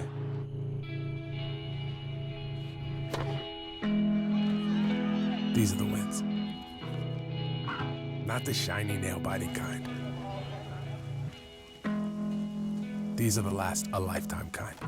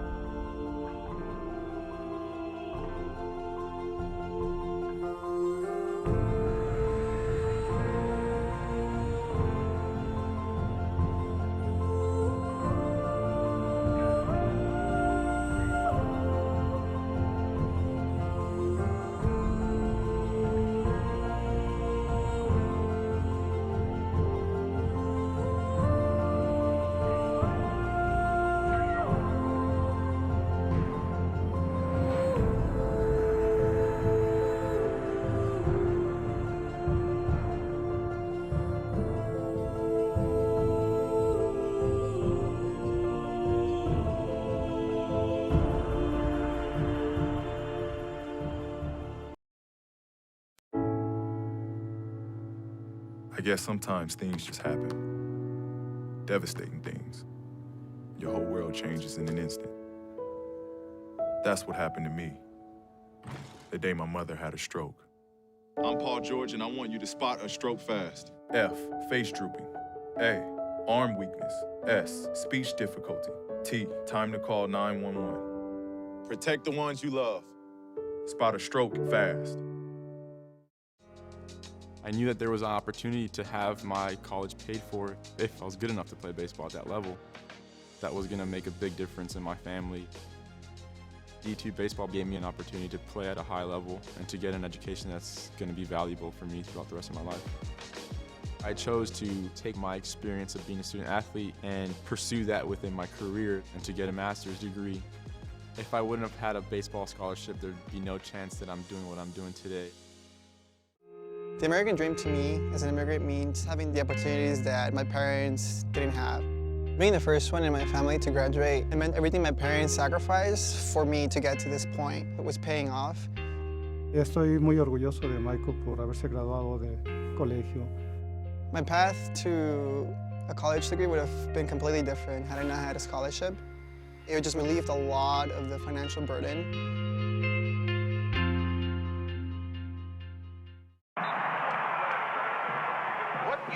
As a student will be just as important to you as what you did as a player. As long as you know that you made the effort to do the best of which you're capable, there's no failure. Success on 3. There are over 400,000 NCAA student athletes. And just about all of us will be going pro in something other than sports. We often get the question, where does the money go? More than 90% of NCAA revenue supports 89 championships and more than 1,100 member schools that give $2.7 billion in scholarships each year. Look around you. There are more than 450,000 student athletes competing every year, succeeding on the field, in the classroom, and in life. Bottom line, we put our money where our mission is.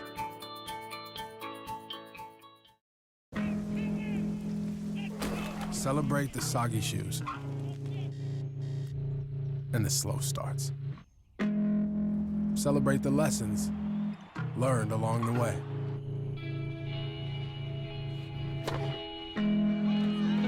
These are the wins. Not the shiny, nail-biting kind. These are the last a lifetime kind.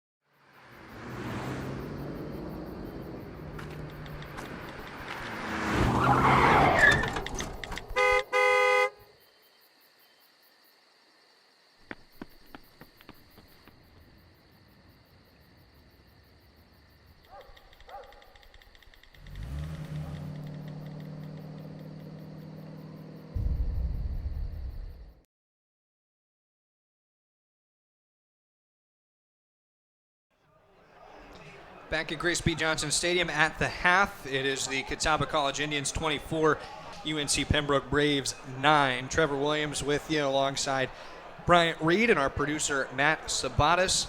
End of the half, a good one for Patrick O'Brien and company with Catawba. They finished the half with back-to-back touchdown drives of 62 and 65 yards each. Each of those drives capped on a touchdown through the air for Patrick O'Brien. The one-time UNC Pembroke gunslinger, 3 TDs to 1 pick, 162 yards, and 14 of 21 passing in the first half of play. Dominic Sampson, the redshirt freshman on the other side for Pembroke, 11 to 19, 70 yards, no scores, no picks. He did fumble one. The Braves lost it. It was on a 4th down try. They would have turned it over on downs anyways, not able to get the line to gain. Game kind of an interesting start. It was a field goal for Catawba right out of the gates on a 50-yard drive, and then they came right back with a touchdown after forcing a 3-and-out. That was for the early 10-0 lead. Then the Braves were able to take advantage of a fumble on a punt return. It's marked as a fumble, but it was more of a kick off of the blocker that UNC Pembroke was able to recover. Braves cast that in for a touchdown. Then after an interception picked off by Sean Everett, that one pick that Patrick O'Brien threw in the opening half, the Braves were able to get a field goal. They did have their PAT blocked on the prior touchdown, though, so that's the 9 points in the half for UNCP. They then had a punt, that fumble or turnover on downs, whatever you want to call it, at home, and then the punt and the final drive into the half. The Braves elected just to run it out a couple times to take it to the locker room. 2 punts in between the interception and the couple touchdown drives for Catawba as well in that opening half, but Patrick O'Brien got it back in rhythm in plenty of time to put his Indians up by 15 points, 2 scores, 2 TDs, and a 2-point conversion. What the Braves need right now. Looking down the key stats, 49 yards rushing for Eamon Smart right now to lead the way for Catawba on 11 attempts. His long on the game, a 10-yard carry. Then Kenyatta Green has just 5 on the ground. He did pick up 20 through the air, including a touchdown. Josh Osinski with 3 yards, or that's Jordan Osinski rather, with 3 yards rushing. None for Patrick O'Brien. He's just broken even on his one carry. Osinski has 39 yards receiving. We mentioned those 5 yards, make it 3 yards rushing. 1 touchdown for Osinski, the other for Gavin Rose. He had the first score of the evening, 44 yards receiving for Rose as well. The big story, Sam Mobley has been held to 7 yards receiving. Tip your cap to the UNC Pembroke defense. They've drawn up a game plan for the leading receiver for the Catawba Indians. And then the rest of those receivers, Eamon Smart with 28 yards out of the backfield along a 17, and Kenyon West with 24 and a 16-yard long on that reception.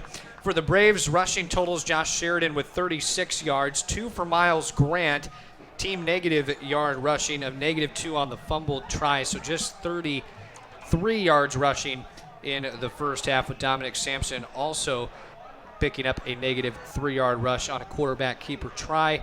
In terms of receiving for the Braves, Miles Grant with 20 yards receiving on 3 catches, a long of 8. 17 yards receiving for Shimon Hicks with 2 receptions, 10-yard long. 17 yards for JoJo Grant, again on 2 receptions, his long of 9. And 1 catch each for Jalen Nixon, EJ Williams, Quay Threat, and JoJo Span. It's 8 yards for Nixon, 7 for Williams, 2 for Threat, -1 for Span. No touchdowns for the receivers, except for Josh Sheridan. The running back was able to get that carry earlier in the ball game. He rolled over a defender, stayed on his feet, and got all the way to the end zone.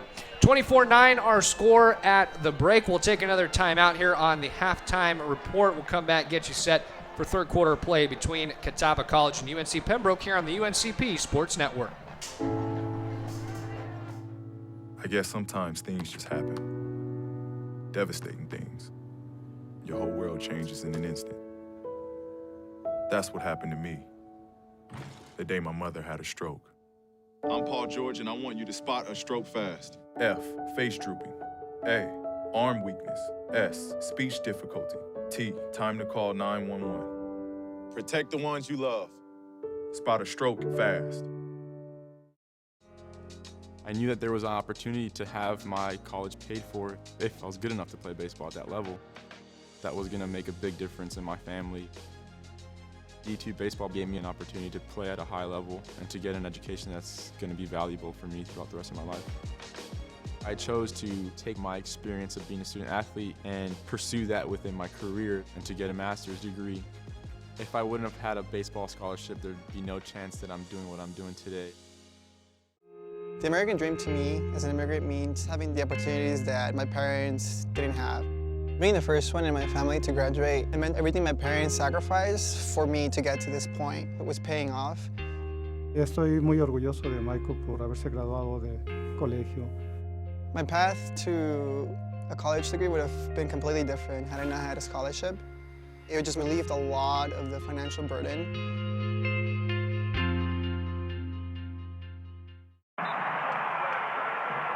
What you've gained as a student will be just as important to you as what you did as a player. As long as you know that you made the effort to do the best of which you're capable, there's no failure. Success on 3. There are over 400,000 NCAA student athletes. And just about all of us will be going pro in something other than sports. We often get the question, where does the money go? More than 90% of NCAA revenue supports 89 championships and more than 1,100 member schools that give $2.7 billion in scholarships each year. Look around you. There are more than 450,000 student athletes competing every year, succeeding on the field, in the classroom, and in life. Bottom line, we put our money where our mission is.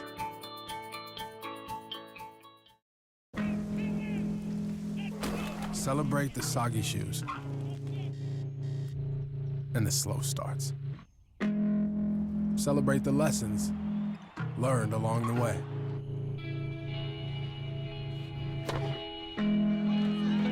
These are the wins.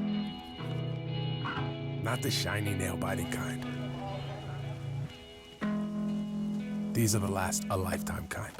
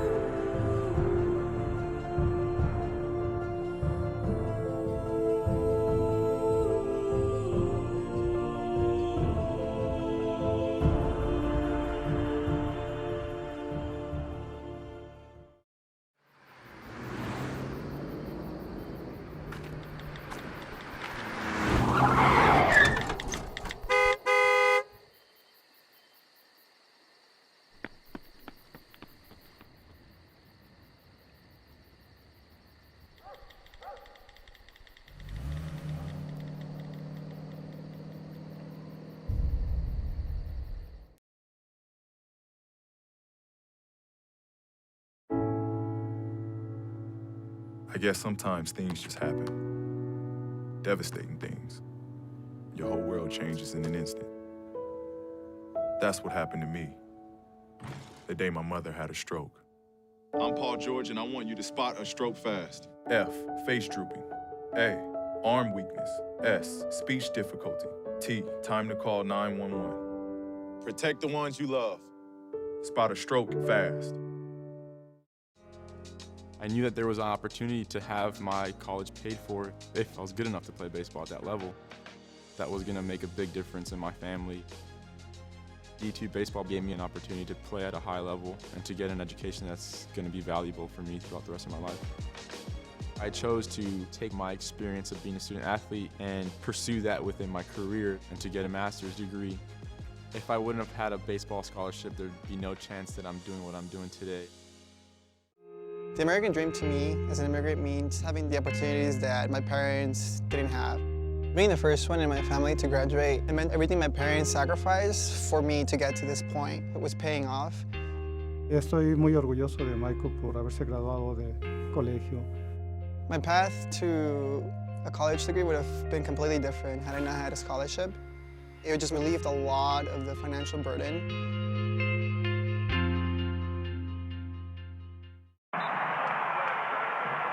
What you've gained as a student will be just as important to you as what you did as a player. As long as you know that you made the effort to do the best of which you're capable, there's no failure. Success on 3. There are over 400,000 NCAA student athletes. And just about all of us will be going pro in something other than sports. We often get the question, where does the money go? More than 90% of NCAA revenue supports 89 championships and more than 1,100 member schools that give $2.7 billion in scholarships each year.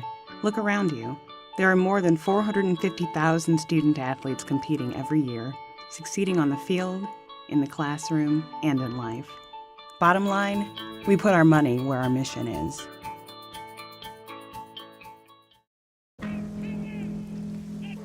Celebrate the soggy shoes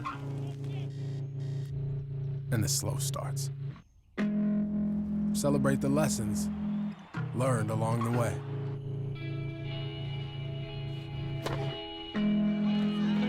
These are the wins. Not the shiny, nail-biting kind. These are the last a lifetime kind.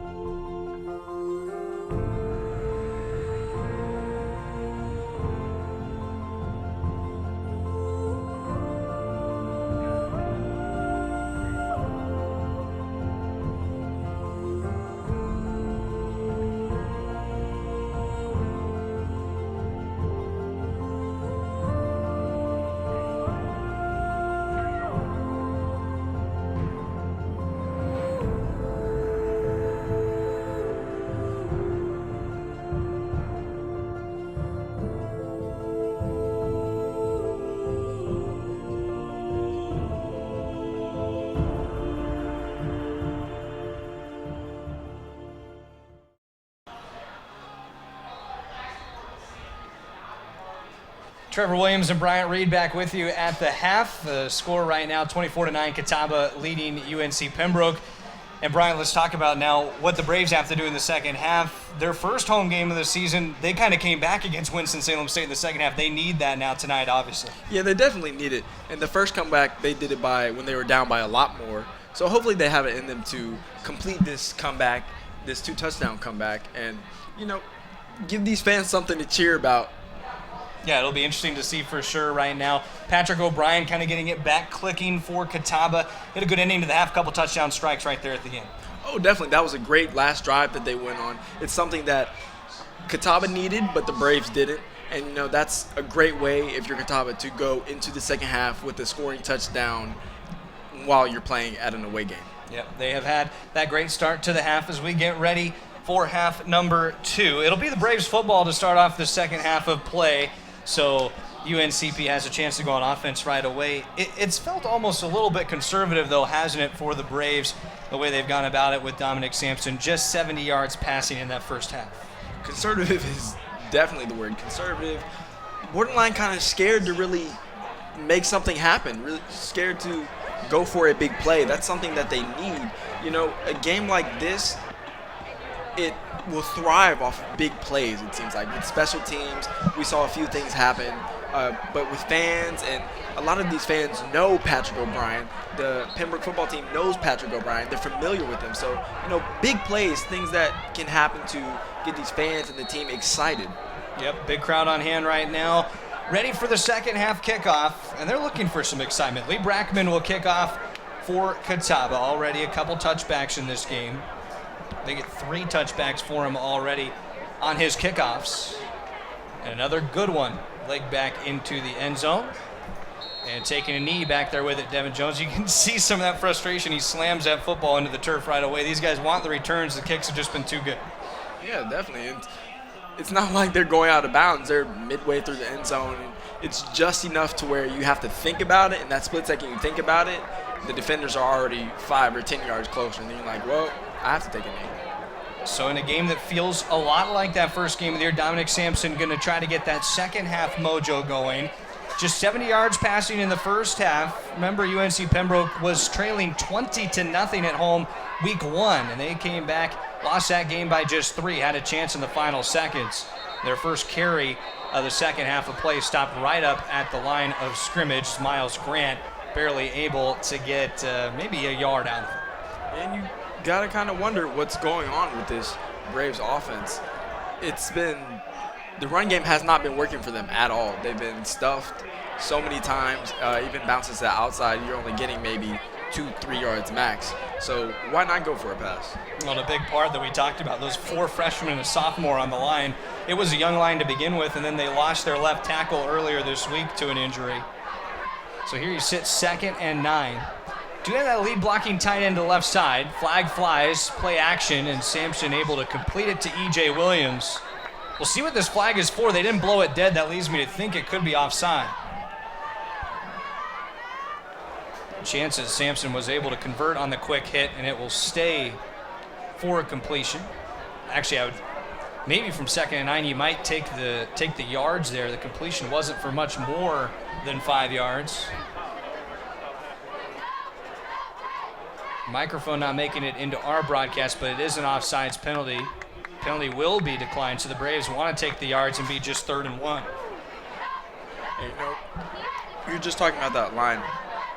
If you think about it, with how young the line is and how young Sampson is, in a year or so, they're going to be great because they're going to have a feel for each other. They're going to know each other's tendencies, and that connection is just going to be there. So expect them to be great.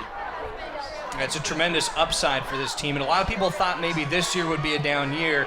Coach Shane Richardson has said not so fast. The handoff with Miles Grant. He's got a little room, dancing through the center of the line, up towards midfield, still spinning for the big first down carry.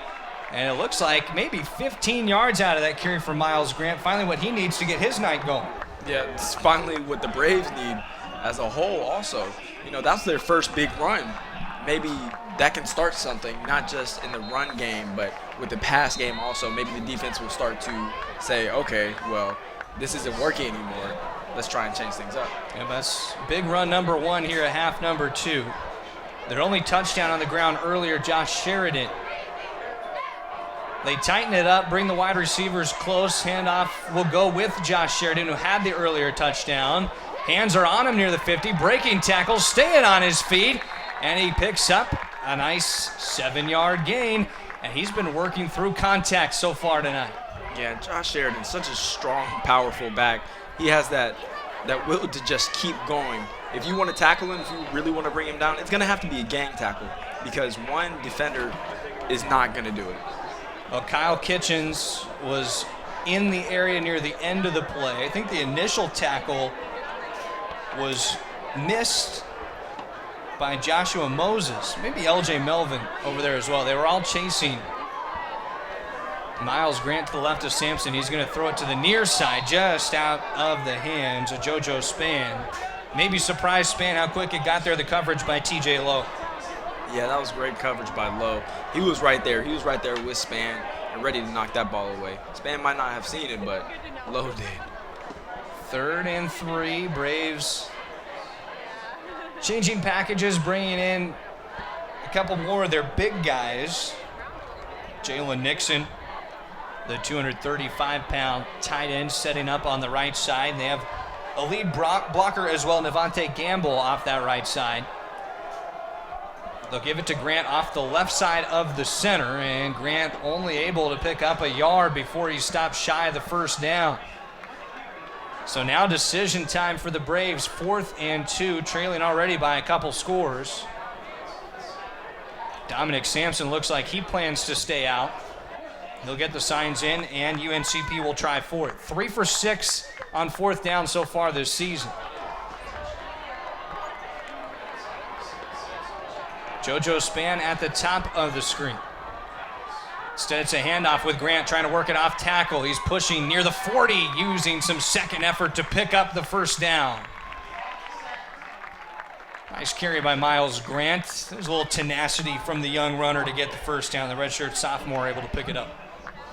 Yeah, that was a great second effort. If he stops right after first contact, the ball's going the other way, but that was a great second effort. And actually, he kind of hopped off the field and is sitting on the bench now. Maybe somebody rolled up on his ankle. Hopefully he was okay. And near the end of that play, he was stacked on top. Braves hand off with Josh Sheridan, who replaced Miles Grant. Sheridan picking up close to 5 yards on the carry. UNCP driving here to start half number 2. Dominic Sampson clapping his hands. Josh Sheridan calling out to his own bench. Almost a little bit of swagger right now for the UNCP offense, probably trying to find that rhythm back. And that's what they need. That's what they really need. They came out with life after halftime, and that's something that needs to be breathed into not just the offense, but the team as a whole. They went to that locker room, and Coach Richardson just had a prayer meeting with them.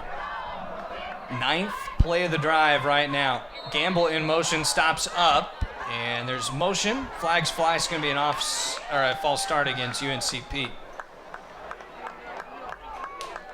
So as quickly as you get those 5 yards, lose them right back. Into 2nd and 10 it goes. And that's the kind of stuff Shane Richardson has talked about the last couple of weeks, that he hasn't wanted his guys to focus so much on the score like last week, the 66-14 final, because there's still little mistakes like that are costing the Braves big.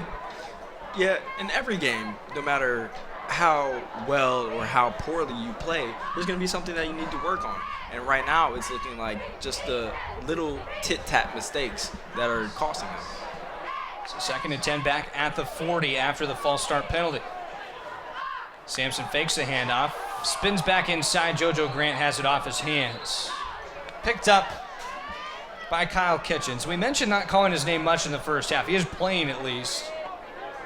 3rd and 10 from the 40 for the Braves, but that's a costly mistake. Grant having it bounce off his hands. Might have had a little room on that screen look, but you mentioned it, a lot of screens from UNC Pembroke tonight. Yeah, really playing it safe. I think they might have looked at film on Catawba and might have seen the pressure that they bring. Mm-hmm. Maybe they wanted to get it out of the quarterback's hands early just to make it easier for him. And after this, they're still throwing a lot of screens. 3rd down and 10. Sampson, delayed handoff with Joe Leake, and he stopped right away at the 40. And the big man getting the hands on him at the line. That's Ryan Watts on the tackle. And 4th and 10 coming up. That was a very delayed handoff. It was kind of scary. Sampson had to take a step back with all the pressure coming before he could reach to hand that ball off. A heck of an adjustment by Watts, the junior defensive end. Got Sheridan around the ankles. Braves will have to punt. Isaac Parks, the punter. 2 returners back. Kenyatta Green and Sam Mobley, both back to return. Mobley's at the bottom of your screen. Green up top. Referee stopping things for a moment. The clock got stuck at 14:56. quite a difference there. They're having to reset all of the clock now. Got that back running. They're putting the timeouts and the points back on the board. You saw that on your screen as well. Here's the snap to Parks and the punt away. High end over end. Mobley calling for a fair catch and steps up. Now it bounces at the 5 back towards the 10 before it is scooped up by Cameron Williams. That is where this drive will start for Catawba. Now this is the big confidence drive. If you're Patrick O'Brien, you're the sole leader of this team today, and it's really gone well except for the 1 interception. Oh yeah, it's gone beautifully. You know, everything has gone as he would have dreamed about at school. You know, this is what he practiced for, this is what he prepared for, to come out and read what the Braves are throwing at him and make use of it, take advantage of it. And like you said, except for that 1 interception, the game's gone beautifully for him. This is right around the part of the field where O'Brien stood in the first half when he threw his lone interception. He hands off to start this drive. Looked like eating up at the line, Eamon Smart. A little pushing and shoving after the play. Things are getting a little chippy now, and you bet there's a lot of words we can't hear on the broadcast that are being said down there, and I'm sure Patrick O'Brien's been firing a few off himself. As playing against his former team, he's got me feeling pretty good right now by a couple scores. Oh, of course, and I'm telling you, he's loving this right now, and the Braves defense is not liking it. So, yeah, a few choice words might be said. You're going to see some hunger here, the defensive line. Ears pinned back on 2nd down and 7. From his own 12, O'Brien takes the snap, looks over the middle, he's pressured and sacked. Tyler Hinton off the side of the line, able to get him in the backfield. Yeah, that's the first time they've been actually able to sack O'Brien. He's been hit a lot of times, been flushed out the pocket, but that was a great sack. Tyler Hinton in the backfield to blow it up, 3rd down and 14. That is the first sack for the Braves defense, after they picked up a total of 9 a week ago against Elizabeth City State. So it's 3rd and long for O'Brien and the Indians. They'll go with a handoff, a conservative play call in the shadow of their own goalposts, and Eamon Smart tackled right around the 10-yard line, a punt coming, and that's the possession the Brave defense desperately needed. Quick 3 and out to get it right back to their guys, probably with some good field position. Oh yeah, that was fantastic. Not much time came off the clock at all, and with this punt, it's going to be somewhere around the 50. Hopefully, not Sampson, but JoJo can get some good yardage off this. You know, he hasn't really done too well in terms of the yardage game. I want to say you said 3 yards a punt. Yep, three-yard average on his returns. He's just inside the 50 right now. The punter, Caleb Berry, waiting on the snap. Braves going to come after this one. They've got hands up. Berry just able to get the punt away. Span at the 50. Tries to dance around. Looking back to his left and cut down right away. It's about par for the course. Just a couple of yards on his return. Adam Rosen with the tackle. And the Braves take over, at least in plus position, to start this drive with 8 minutes to go in the 3rd quarter. Dominic Sampson, the Braves, going to try to get it going after their first drive stalled. Big part of that due to a false start penalty after a 2nd and 5 they were looking at. Backed it up to 2nd and 10, and they couldn't get anything done at that point. So far, the 2nd quarter for Catawba, the big difference of 14-0, outscoring the Braves in that quarter.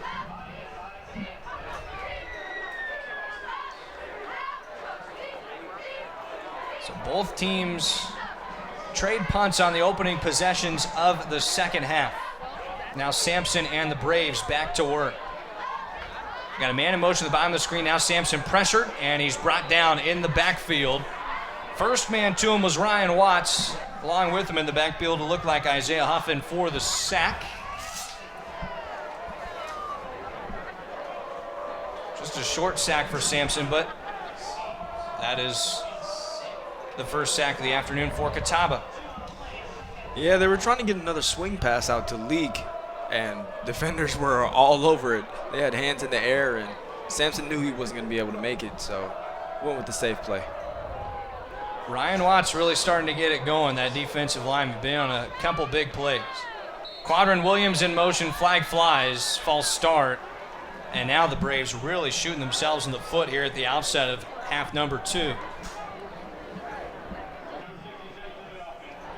Sounded like that was called against the center, Timon McMillan. I always wondered, it's hard when you're the center to false start. I was really about to say the same thing. You know the count. You have the ball. It's that stutter with the hand. You just kind of pull it for a second and then. Yeah, might as well just go with it. Exactly. Hey, you're calling the shots, big man. Timon McMillan, the redshirt freshman center. He's had trouble on a transfer with Dominic Sampson once earlier. Now the false start penalty backs it up to 2nd down and 17. Braves looking to get some serious yards back. Instead, they try to turn to the ground. Leak bounces off a tackler, works it outside, towards the boundary, shoved out of bounds. JoJo Leak on a nice carry. Chris Page finally forcing him out. Yeah, that's something they needed. And I was about to say first down, but they were so far back. That passed the back end of the sticks. Yep. But, at least it's not 3rd down and 20. It's 3rd down and about 6. Well, I kind of had an eyebrow raised when they decided to run on 2nd and 17, but they obviously saw something. And thankfully for Joe Leak, he was able to bounce off of the tackle and outside. And now a timeout called by Catawba. I think Curtis Walker is hot. He does not like that his defense allowed the extra yards after contact. And if there has been a knock on the Indian defense tonight, it's that they have been allowing a lot of yards after contact. Yeah, that's really the only thing that they haven't been doing well. And so far, it hasn't really come to hurt them, but you never know. One play can really change the course of a game if not wrapping up. We saw with that touchdown run earlier. But you never know, really. And this is actually, I want to say, Catawba's first timeout that they've taken all game, so there has to be a problem. Yeah, Curtis Walker still a come-to-Jesus meeting on the far side. And the Braves meeting right now on your screen as they try to draw something up on a 3rd and 6 play upcoming. If you ever wondered why our sponsor, Lumberton Chevrolet Buick Cadillac GMC, has such a long name, one reason is their tremendous variety of cars and trucks they offer to meet every need. Great-looking Chevrolets, Buicks, Cadillacs, and even GMC SUVs and trucks. They have everything from budget vehicles to the top-of-the-line Cadillacs. So why would you shop anywhere else? Try their quick lube, and while your vehicle is being serviced, you can see for yourself. They're located next to Lumberton High School. That's Lumberton Chevy. Big 3rd and 6. Maybe 2-down territory here for UNCP, the way this game has been going. Clock seemingly ticking fast in this 3rd quarter. Sampson bobbling the snap, throws it outside, picked off. Plenty of room to go here for Catawba. The pick for Chris Page, and he'll take it all the way to the house. A pick 6, and Catawba, that is the shot in the arm they were looking for.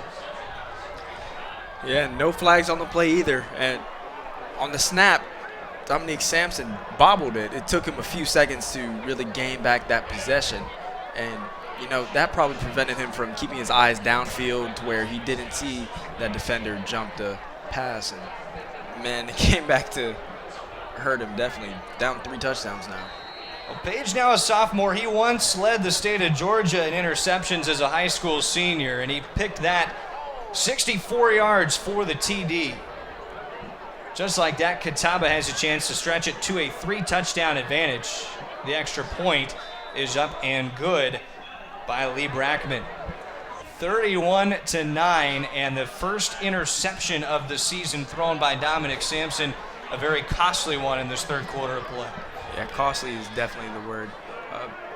Interception thrown. Now we get to see the chance. We get to see how it'll affect him. First interception thrown. Hopefully he comes back out strong and doesn't let that affect him too much. But we'll also see where Coach Richardson and Coach Cox, offensive coordinator, we'll see them express that trust, see what happens. Are they going to keep running it and just kind of hope that yards happen? Or are they going to pass it knowing that they're down by so much? Well, we talked about that rushing game being really bottled up in the first half. They only had 33 yards of team rushing. Now, they're already up to 74, but you're kind of running out of time to play with that. Just 21 minutes, a handful of seconds left the game time. Now 3 touchdowns down. That's a great point you make of seeing how Sampson's going to respond now, because they're probably going to have to let him loose, and really you're going to live or die by the redshirt freshman. Of course, after that last possession, feels more like the latter, but we'll see what the Braves will do right back on offense. Their kick returners hoping they get a chance. There's been a ton of touchbacks by Lee Brackman so far today, the kickoff man. Back to return Joe Leak and Devin Jones. There's no wind tonight at Grace P. Johnson Stadium. Beautiful night for football. It's sat in the 80s at kickoff. This was thought about for a moment by Jones, and then he will take the knee. So another touchback following that 64-yard pick six.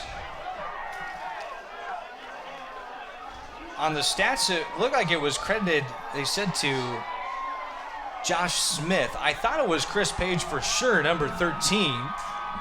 It looked like it to me also. Maybe a discrepancy in what we saw and what the stats have reported so far. But 1st and 10 for the Braves at their own 25-yard line after the interception. And Dominic Sampson, in the worst of ways, needing to get it going now. Sampson 12 of 23 for just 78 yards. Hit hard as he throws. Having to get up off the ground after Michael Peppers was up in his group.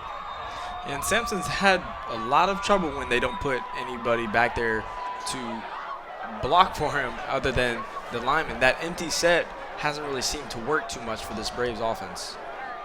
Right now, when you look at the quarterback hurries, that's the second for Catawba.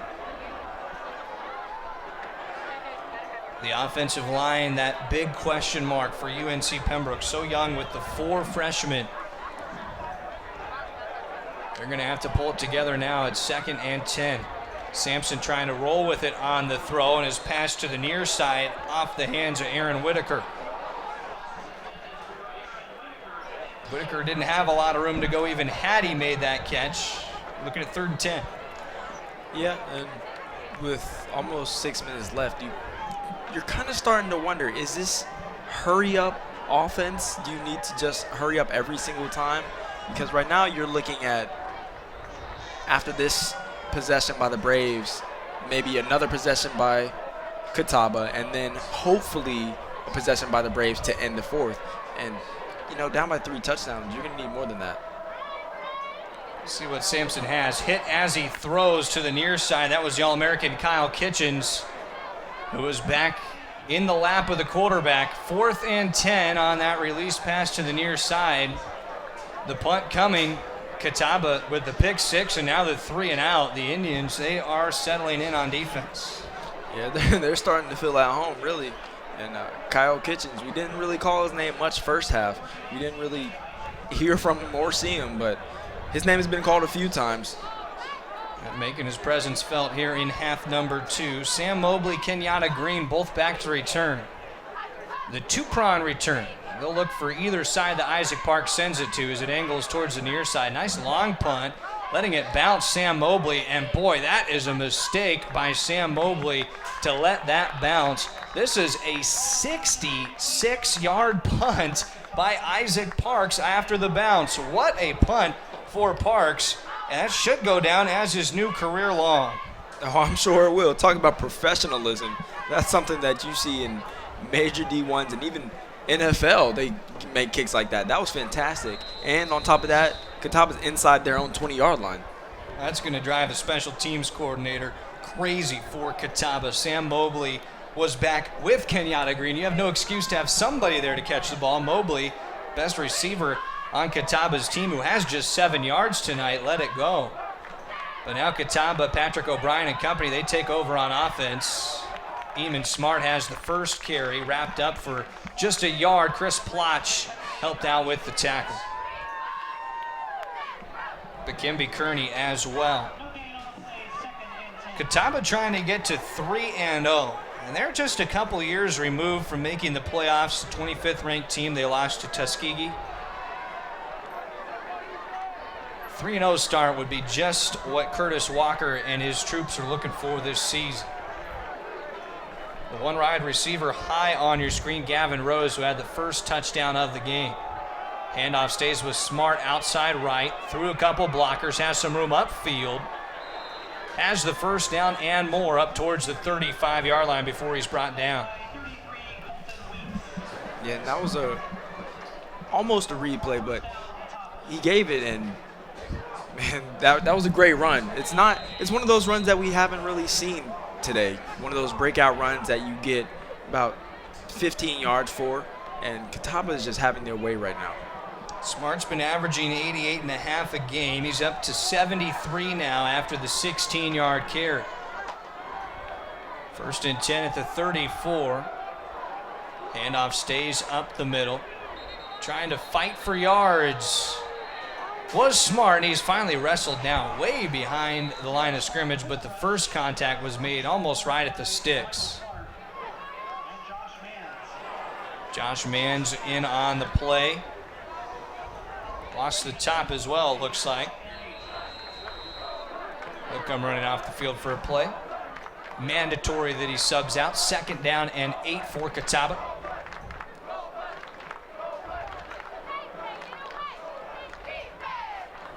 Thing we've seen, though, here in the second half, they haven't put the pressure on Patrick O'Brien to make him have to throw it.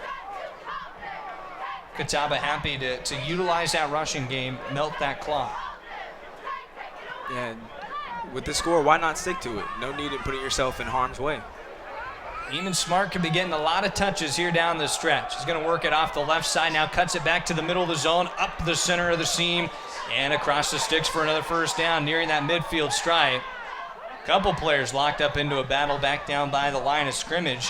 Quinzavius Sands, the left guard, he had Joshua Moses just pinned on the ground, and the battle on the trenches has been a good one. Catawba's offensive line, though, has certainly won that, it would seem, for most of the evening. Oh, you're definitely right about that.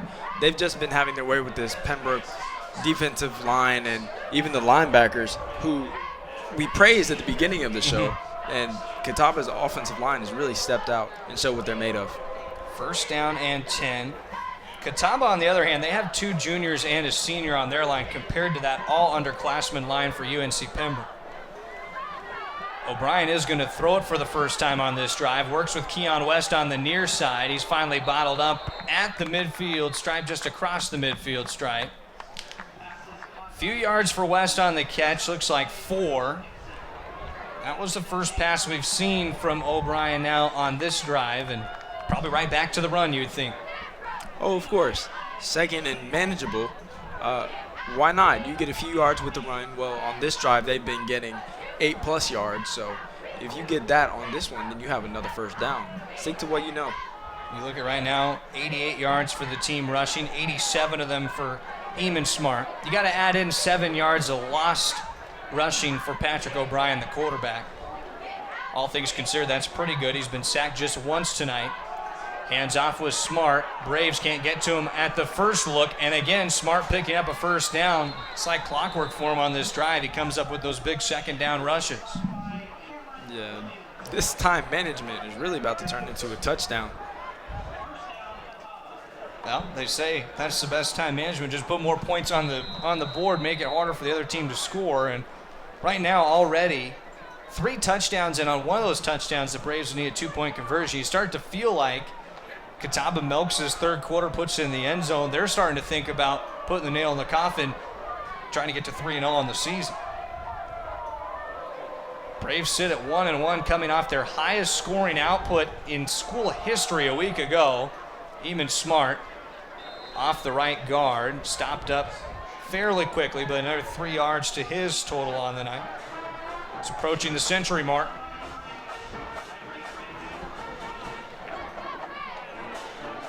Second down and 7 coming from inside the 40. Next weekend, the Braves stay at home. Just 4 home games this year. Parents and Families Night presented by Blue Campus against Tusculum at 7 p.m. You can find the action here on the UNCP Sports Network. Volleyball earlier in the day at 2 o'clock, also here on the network. Be a busy Saturday upcoming. Just over a minute left in the 3rd quarter. Catawba by 22 and driving. Handoff again with Smart. Off tackle, right side. Burst through the hole. Another 1st down for the Catawba Indians. And they have totaled up 8 plays, over 50 yards on the drive. And they have already taken 5 minutes off of the clock in this drive. Yeah, and right now, this Braves defense just doesn't have any type of answers for Eamon Smart. He is running forward, sideways, and over this defense. He's up to 107 yards tonight. Averaged 4 a carry coming in with a pair of touchdowns. No TDs tonight, but you'd think the way this drive is going, they'd like to reward him with Pater. Gets the carry again on first down. They love that right side right now. Easily 5, if not more, for Smart before he is brought down by a couple Pembroke defenders. The defense, I think now also you're starting to see the product of them getting tired. A big substitution right here for UNC Pembroke, but their offense hasn't been on the field much, and they will finally get a breather with this headed towards the fourth quarter. And looks like Catawba is running out this clock to bring it to the fourth quarter. But yeah, you were talking about the defensive line being tired. They just subbed out a whole defensive line and a new one.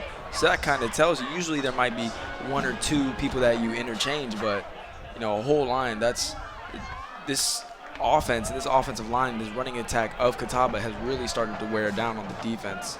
Well, we'll see if this defense can get it going, start to pin it down in the fourth quarter. Right now, Catawba by 22 and driving. We'll be back with that final stanza after this here on the UNCP Sports Network. I guess sometimes things just happen. Devastating things. Your whole world changes in an instant. That's what happened to me. The day my mother had a stroke. I'm Paul George, and I want you to spot a stroke fast. F, face drooping. A, arm. This could be the game right speech here. difficulty. T, time to I call think it is. 911. Protect the Big ones you 4 love. touchdown game. It's about a stroke Hasn't fast. been going at all. And if they get I going, knew that there was an opportunity to have it's too my late. college paid for if I was good enough to play baseball at that level. That was going to make a big difference in my family. D2 baseball gave me an opportunity to play at a high level and to get an education that's going to be valuable for me for the rest of my life. I chose to take my experience of being a student athlete and pursue that within my career and to get a master's degree. If I wouldn't have had a baseball scholarship, there would be no chance that I'm doing what I'm doing today. Welcome back to UNC Pembroke. Start of the fourth quarter. Indians by 22 over the UNC Pembroke Braves, and Catawba driving right now. 2nd and 4, rolling out O'Brien, finds a man underneath. Spinning off one would-be tackler, Eamon Smart, and even when he's not getting the carries, finding other ways to get involved. That reception has been marked good for a first down. No, now they're going to hold the sticks. Across the way, the line judge got a little bit excited. Looks like 3rd and short coming up. And there's understandable frustration right now from Catawba, their offensive coordinator beside himself. This is the official first mark that they were going to move the sticks. Now they're going to ask for a measurement. It's a little bit of everything here at the start of the fourth quarter. Trevor Williams, Bryant Reed with you, our producer Matt Sabatis. Brian, we were just saying in the break, if this ends in a touchdown for Catawba, certainly you would feel like it's fairly well wrapped up for the Indians. You never want to count a team out, but the way that they've been working it today, this drive means a lot. Yeah, a lot is an understatement. This drive is most likely going to determine how the rest of the game goes. And, you know, if UNCP's offense wants to gain some life, you know, that's great, but being down, it'd be, 29 points? That's a lot to come back with the little amount of time that they would have, because you have to account for not just their drive, but Catawba running the ball on their offense and how well they've been able to run the ball. So, yeah, I think if they score, it's definitely going to be a slim to none chance that the Braves come back. 3rd down, just inches after the measurement. O'Brien looking to his sideline now, changing the play. He's got 2 wide receivers out left, 1 out right, but Eamon Smart right next to him in the backfield. Flag flies at the snap. It's thrown up down the right side to Mobley, shoved out of bounds, the pass incomplete. From where that flag was thrown, though, it looks like an offsides call. It wasn't blown dead. Yeah, we've seen a lot of those this game. And they're all seemingly coming from that near side. That makes you think it's the left end for UNC Pembroke, and that time called offsides for the Braves was Tajay Lyles. That's a first down the easy way for Catawba in the red zone right now. 14:07 and ticking, and a fresh set of downs.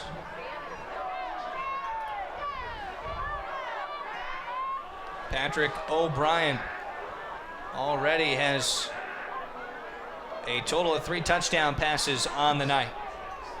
Playing against his former team, Braves have not scored since the first quarter. Eamon Smart might have lost the football for a second, at least lost his footing. Tripped up in the backfield for a loss of yardage. Second down.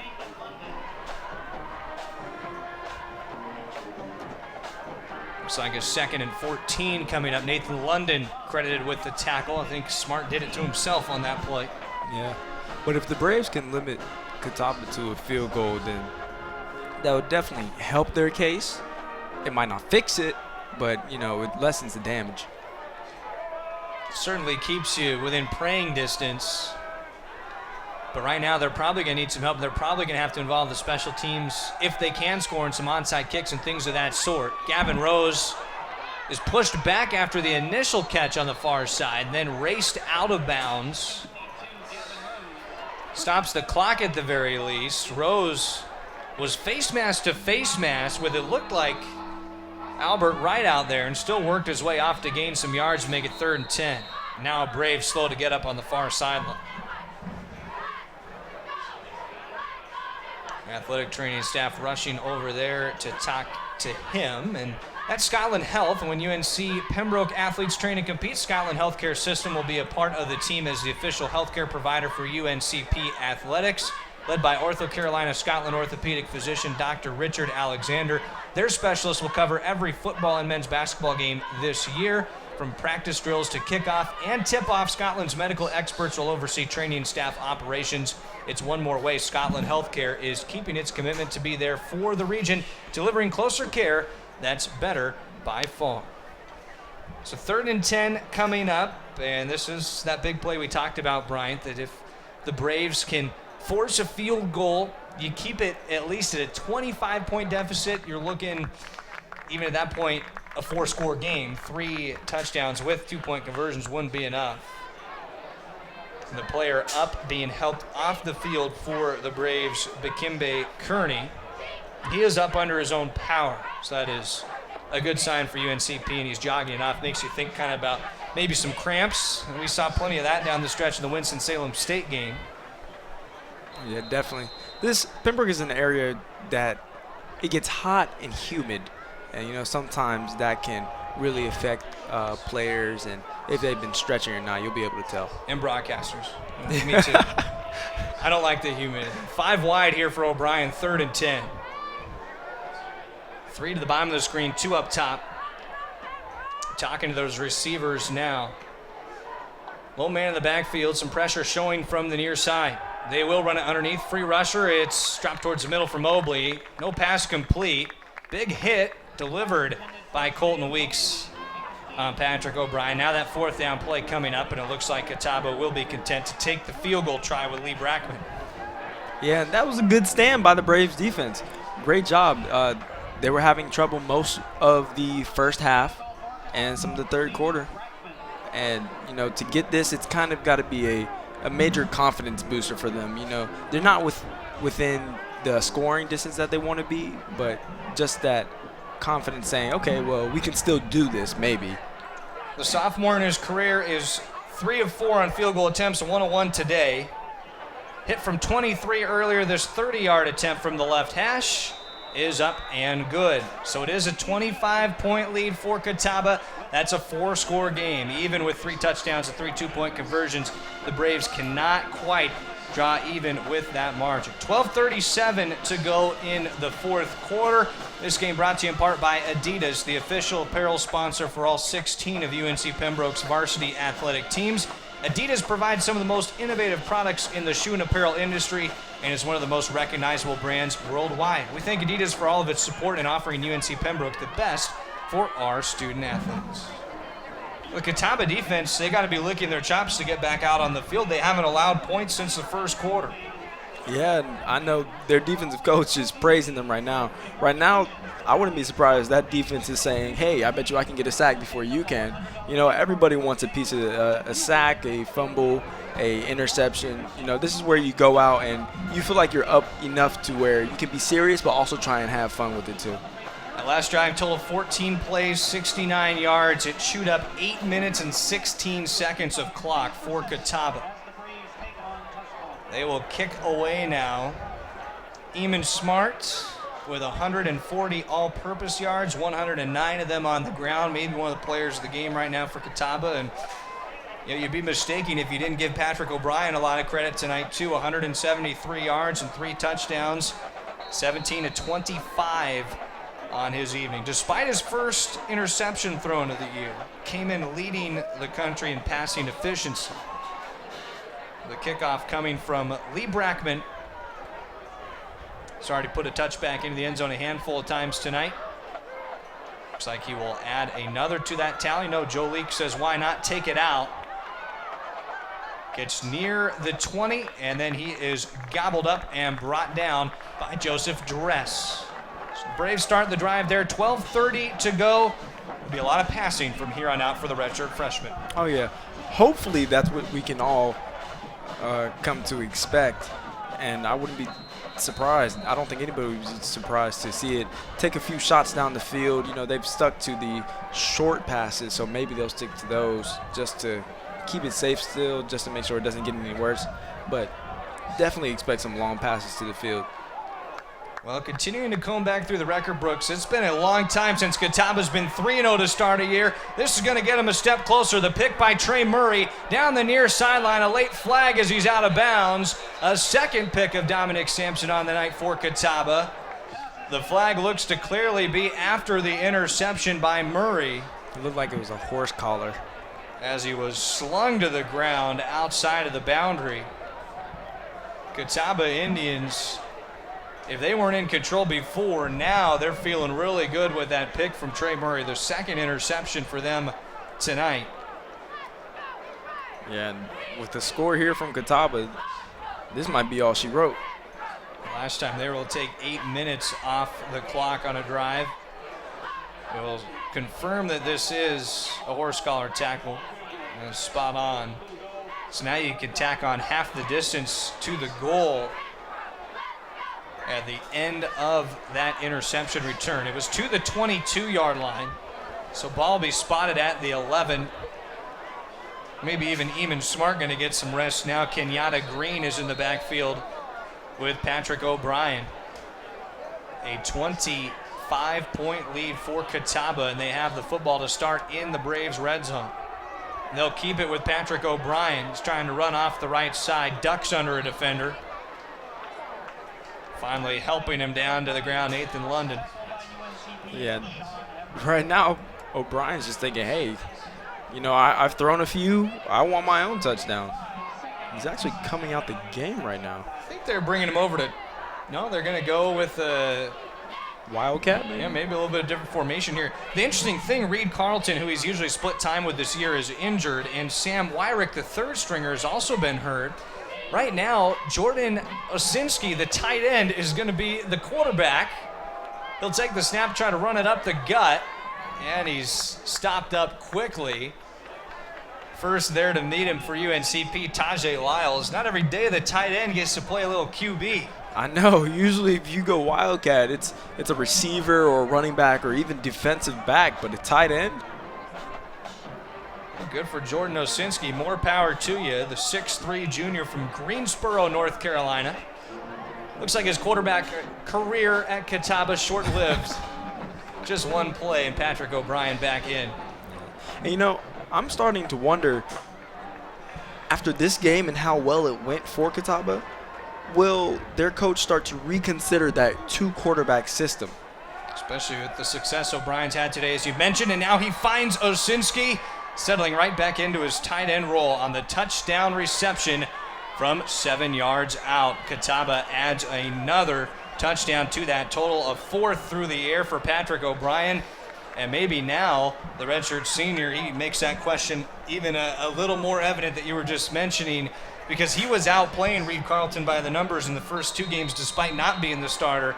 He's taking his opportunity and run with it tonight. Yeah, and you know, Carlton had better rushing numbers, but passing numbers, man, O'Brien was there by a long shot, and that passing efficiency that we've consistently talked about has been the main part of it. And, you know, I'm starting to think, will O'Brien's kind of give the coach a wink and a nod, like, hey, we don't need to really play this game anymore. Yeah, he thinks he's the guy now, the first stringer. And it's interesting right now going back through the numbers, trying to figure out the last time the Catawba started 3-0. All the way back to 2006, they only had 2 other chances at 2-0. They're certainly well on the way to a 3-0 start to the year this year. Looking at more than 10 seasons since they have started a year 3-0. So a very big win tonight for Catawba on the road right now with a 41-9 lead, barring a very, very big turn of events. The other question now for Shane Richardson and his team is Dominic Sampson was in a battle at the start of the year for quarterback. When a game gets a little more out of hand like this, do you look at a backup like Connor Stowe and think, okay, maybe it's time for us to bring him in, just 2 pass attempts on the season so far, and get a look for what he can do as well? That is a good question. I'd say yes, because right now, even though there's 10 minutes left on the clock for the game, but down by 39, is that really something that you want to try? That's something that you want to do? Well, and that's not pinning anything on Sampson at all. I mean, there have been bigger issues for UNCP than just one individual player tonight.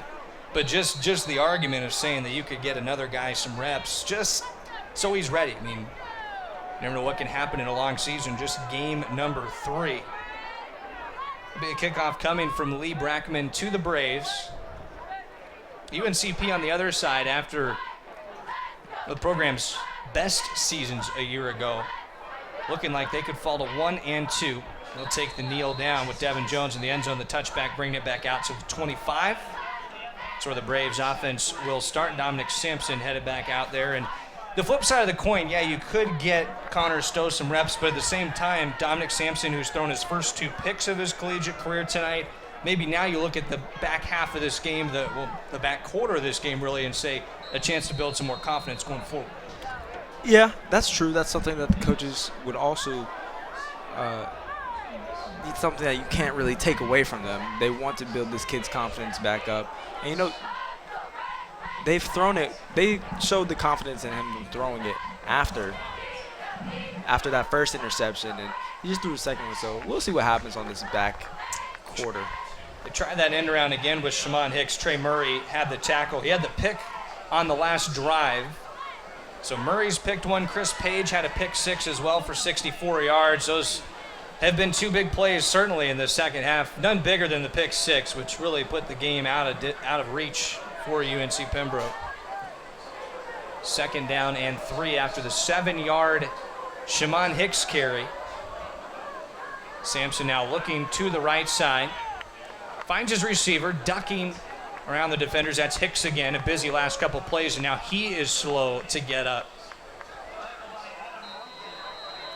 Yeah, that's one of the last things you need right now, an effective starter that helps you get yards, and he's a speedster too, so that's something that you definitely want on the field. Still able to get himself off the ground and run off. He's kind of holding his left arm out awkwardly as he runs back towards the sideline. But he does get off under his own power after a 7-yard carry and then a 7-yard reception. It's 1st and 10 for the Braves, under 10 minutes to go now. Low snap, Sampson picks it up by his right foot, now going to run with it. Had a little space up the middle, wrapped up by the shoestrings on the tackle, L.J. Melvin.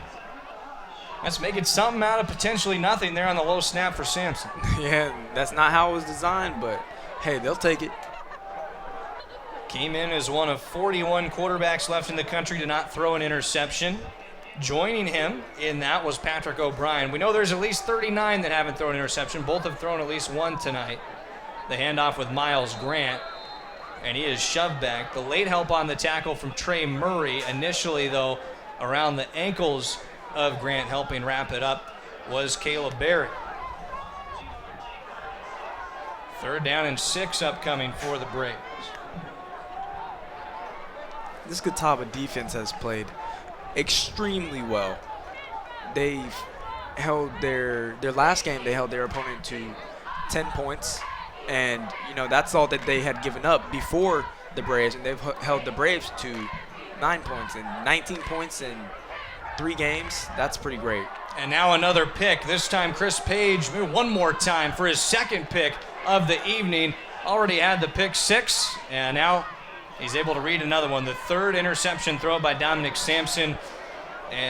It's been kind of frantic time for UNC Pembroke. Sampson just taking it back and slinging it. But there's that defense again. As you said, they've only allowed 170 yards tonight, and they've certainly had the upper hand throughout. Yeah, that's where you can kind of tell how young and inexperienced Sampson is. It's just his vision on the field. He's made a few mistakes with now 3 interceptions, and he'll grow through that. He'll learn in practice, but that's something that he definitely has to improve on. He did well before this, but this Catawba defense was pretty good, and so now he sees what it's like to play against a really good, experienced defense, and he can make adjustments and know what to be prepared for next time. Tajay Lyles had the tackle right away on Kenyatta Green's carry. No gain, 2nd and 10. Catawba trying to put on ice now, and they do have Sam Wyrick now in at quarterback, the backup. So he is getting the chance to sling it. 2 receivers to his left and 1 off to the right. So Patrick O'Brien done it 18-26, 180 yards and 4 TDs, just 1 pick. Green bouncing outside off 1 tackler and then wrapped up and brought down. Finally there to end the play, Lucas Brim. Yeah, we were talking about Sampson getting a little breather, but, you know, it's about time for this Catawba offense to go ahead and bring in its second string, let them get some run, up by so much with 7.5 minutes left. They'll get some good run time out of this. Sam Wyrick, I'm going to go out on a limb and guess twins with Seth Wyrick, the wide receiver on this team, both sophomores from Salisbury.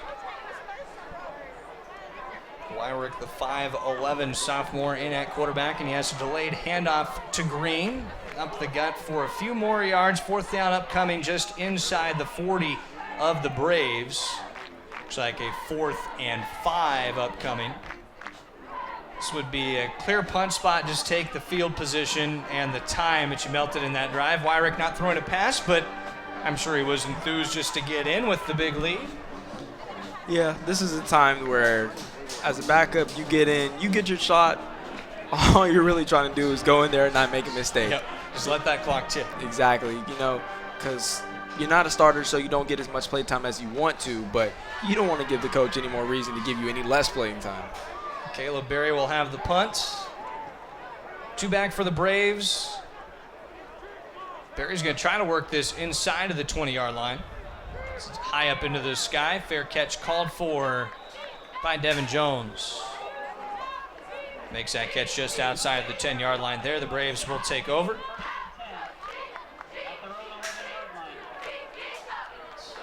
Now it will be a new quarterback for UNC Pembroke as well. Redshirt freshman Connor Stowe will have the look. Backed up Dominic Sampson at Elizabeth City State. That was a different reason for the change there. The Braves had the big lead in the 66-14 win. Now Stowe will get the final 6-16 of this one. So he is there with Quadrin Williams. The running back off his right side. Williams gets the carry. Right behind his center. Williams busts it out right. And a big carry. This will be one of the best of the game for UNC Pembroke. Running out of bounds just shy of the 40-yard line. And Quadrin Williams showing a little burst. Yeah, Williams is a small little something. Hard to see behind that line. And he's also fast, but that's not the first good run that he's had this game. 5'6", $175 out of Laurinburg. Seen him work at receiver earlier in the game, and now he'll be the running back late in this contest. Under 6 to go, and that was a 26-yard carry for Quadrin. Stowe will throw out to the right side and hit right away. Inside of that 5-yard radius was Kemai Parker, the intended receiver on the play for Stowe. Yeah, and I'm kind of glad that the Braves are still throwing the ball. You know, it hasn't gone too well with Sampson as of late, but, you know, showing that they're still not afraid. They're still going to try and do something and give Stowe a chance to show what he's got. He gets the handoff to Williams, right up to the line. Maybe a yard, so a lot of late fight going on between the guys in the trenches. One more Brave down to the turf quadrant. Williams picking up a yard on the carry. 3rd down and 9 upcoming, and one Brave still down on the turf. Hey, this is what you can't have. An offensive line that's already been so young, decimated by injuries as well, it seems. One of those linemen still down right now for UNCP.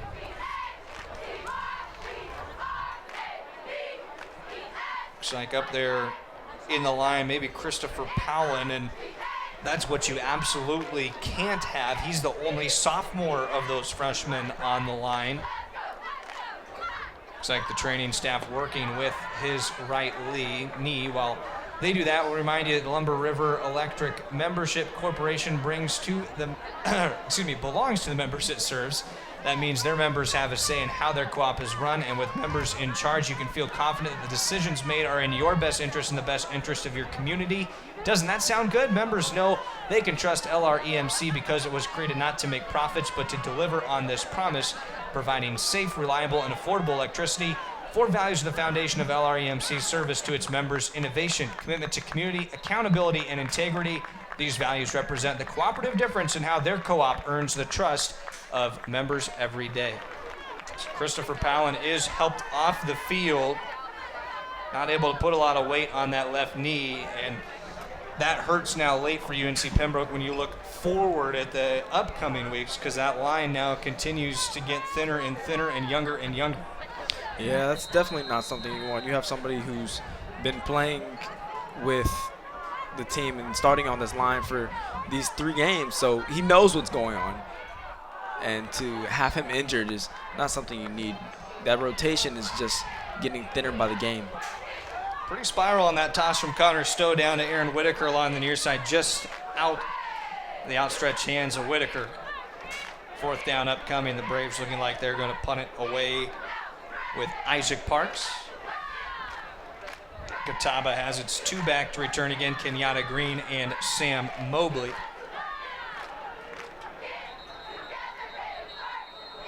Coach running down and calling a timeout quick. Curtis Walker looking like he did in his playing days there, running down the far side, a 3-time All-American at Catawba. He did not like how his return unit was set up, so he had to call timeout. I don't know, maybe he didn't have everybody onto the field as he calls that group together for this 4th and 9 punt. Well, you know, they say that every former athlete feels like they have one good game left in them. So, you know, maybe that was a little bit of a burst from that. He turned on the Jets. Curtis is going to improve to 29-19 in his 5th year as the head coach of Catawba. He's a Burlington, North Carolina native, a 1992 Catawba grad, and he has 4 other coaches on his staff that also graduated from Catawba, so they've been keeping it in-house. His 2 returners, the only ones that didn't have to join the conference, they remain back between the 20 and the 30. So Isaac Parks will be set up to punt.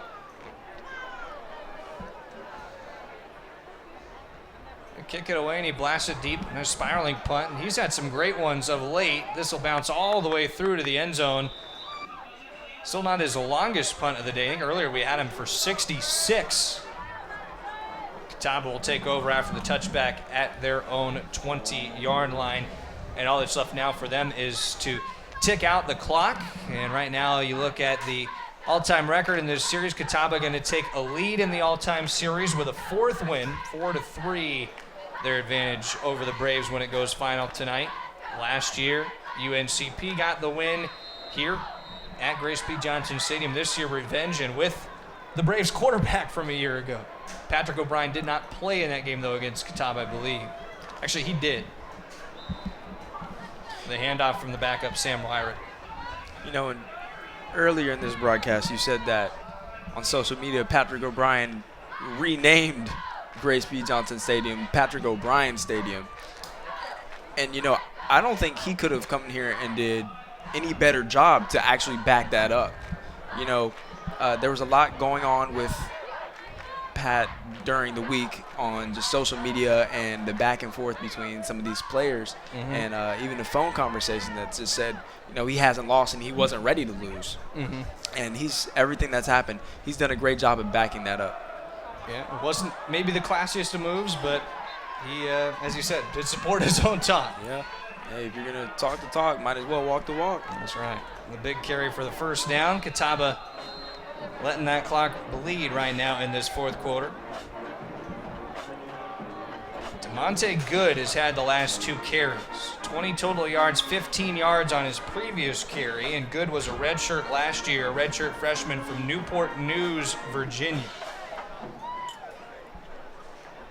Now the rushing total for Catawba is up to 139 yards. Eamon Smart had 109. Just another handoff. Tackle made by James Martin. Once again,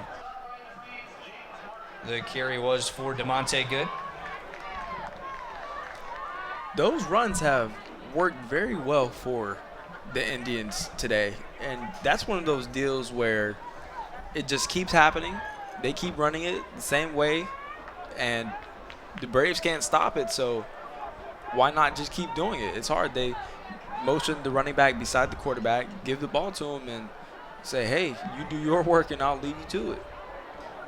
It is now 2nd and 9. Handoff off the left side. Another new running back in this spot, Andrew Bynum, Wilkesboro, North Carolina native, redshirt freshman as well, also a redshirt from a year ago. And he's corralled down at the line of scrimmage. 3rd down, under 3 minutes to go. And Catawba pretty happy from here on out to just hand it off every time. Yeah, no harm done. No sense in trying to be a little extra and possibly getting somebody hurt or, any unnecessary turnovers. We got a lot of their backups in now, including a new offensive line. Most of the O-line starters back in the bench area. This travel unit ready for a happy bus ride back down Highway 74. Another carry for Catawba as they move closer towards the sticks, but still 4th down. That 5-yard carry will come up short, so the punt unit and Caleb Berry on their way back out. Braves will have just the one back to return, JoJo Spann. But this is a big week upcoming in practice now. Another home week. You've got maybe one of your bigger crowds of the season coming up. Obviously, still homecoming left as the final home game on the regular season schedule here. But next week, right again, the Braves are here against Tusculum at 7. Yeah, and this will be a redeem game, pretty much. I wouldn't be surprised if it was a hard week in practice, trying to get back to the roots of what they know and what they're good at, and it'll be a redeem week. Coach Richardson was probably going to challenge them to be better and be great, just like he did after that Winston-Salem State game. JoJo Spann slung down by the edge of the shoulder pads, and another tackle by Nick Chandler on the punt unit. And he didn't have that kick-catch interference, but he's been pretty impressive as a gunner coming downfield. Has been right in the middle of seemingly all of those punt plays. Just a minute 30 left now as the Braves take over. Connor Stowe back out for another possession. Catawba has had all of the second half points, all 17 of them. The Braves haven't scored since a close first quarter that ended at 10-9, and UNC Pembroke had the momentum at that time in the game. But you mentioned between the play late in the half of Patrick O'Brien, the former UNCP quarterback, and the Catawba defense really stepping up. Indians are able to put some spacing in the ending of this contest. Braves hand it off, and they run right into that line of scrimmage. Running back on the play was Brian Staten. Clock will continue to tick. No hurry here from UNC Pembroke, and I think after losing an offensive lineman who it looks like is actually, I can't believe if that would be Christopher Palinardi back out at left tackle. I think it is. It's a big number 63, and that's great news if it is. Another handoff to Staten. Again, he's wrapped up near the line of scrimmage. He got credit for a yard on his last run, but to finish that thought, really at this point, with it being the way it is, you just want to run a couple plays, keep everybody healthy, and get into that big week of practice that you mentioned upcoming. Yeah, and about 25 seconds left on the play clock, just 2 seconds ahead of the game clock. You just got to run one more play, shake hands, and, go into the locker room, talk about what you need to do. Well, that would have been the scenario before a drop pass along the near side. It was intended for Corey West. 4th down upcoming. Braves will have to punt it. Well, what do you say, Bryant? Who's the player of the game? Do you go Eamon Smart, or do you give it to Patrick O'Brien coming into his old house and getting the victory? I think you have to give it to Patrick O'Brien. Really, 1 interception, yes, but 4 touchdowns. Wow, that's a way to come into your old stadium and show out along with 180 yards. So it was a great game for him, but, Smart as well. 109 yards on the ground, 22 attempts, and he had a great game. A little late indication to Sam Mobley that he would take that punt, went back a couple of yards, just wrapped up just outside of the 35-yard line. They kept Mobley quiet, but there were those other options, as you mentioned, Eamon Smart, along with Patrick O'Brien, and that punt also the final play of the game tonight. So Catawba gets the victory 41-9. We will take one more timeout. We'll come back and talk about it right after this here on the UNCP Sports Network. I guess sometimes things just happen. Devastating things. Your whole world changes in an instant. That's what happened to me the day my mother had a stroke. I'm Paul George, and I want you to spot a stroke fast. F, face drooping. A, arm weakness. S, speech difficulty. T, time to call 911. Protect the ones you love. Spot a stroke fast.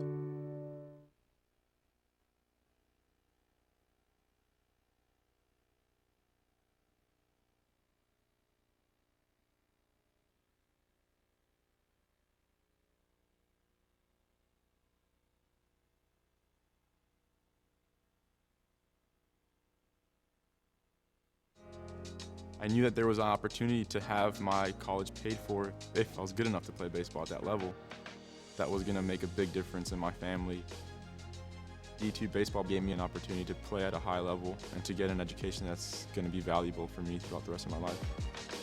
I chose to take my experience of being a student athlete and pursue that within my career and to get a master's degree.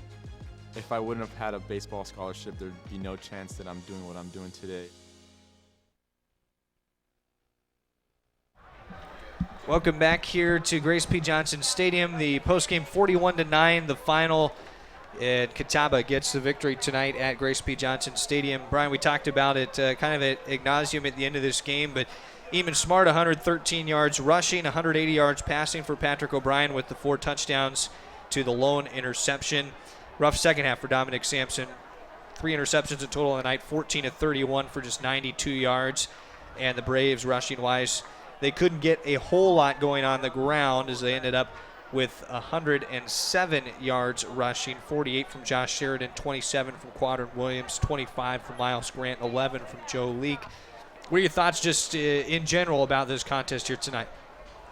I think there was a lot of hype coming into the game, and Catawba quickly silenced it. They said that they showed that they were easily the better team.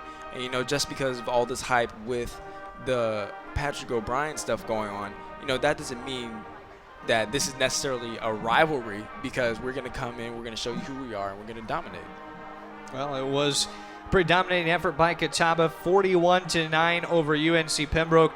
Players come back for the Playing with the Spirit of the Carolinas down to our left side. They will be back here at home just in a week's time. A 7 o'clock kickoff against Tusculum coming up. That is Parents and Families Night presented by Blue Campus. You can find tickets at uncpbraves.com. And we can't wait to see all of those parents and families out here for that game, the third home game of a 4-game home slate on this regular season. For Bryant Reed and our producer, Matt Sabanis, this is Trevor Williams wishing you a pleasant evening from Pembroke, North Carolina, where, again, the final score tonight, Catawba wins it 41-9. We'll have you back next Saturday. Remember, volleyball at 2 o'clock, football to follow at 7 here on the UNCP Sports Network.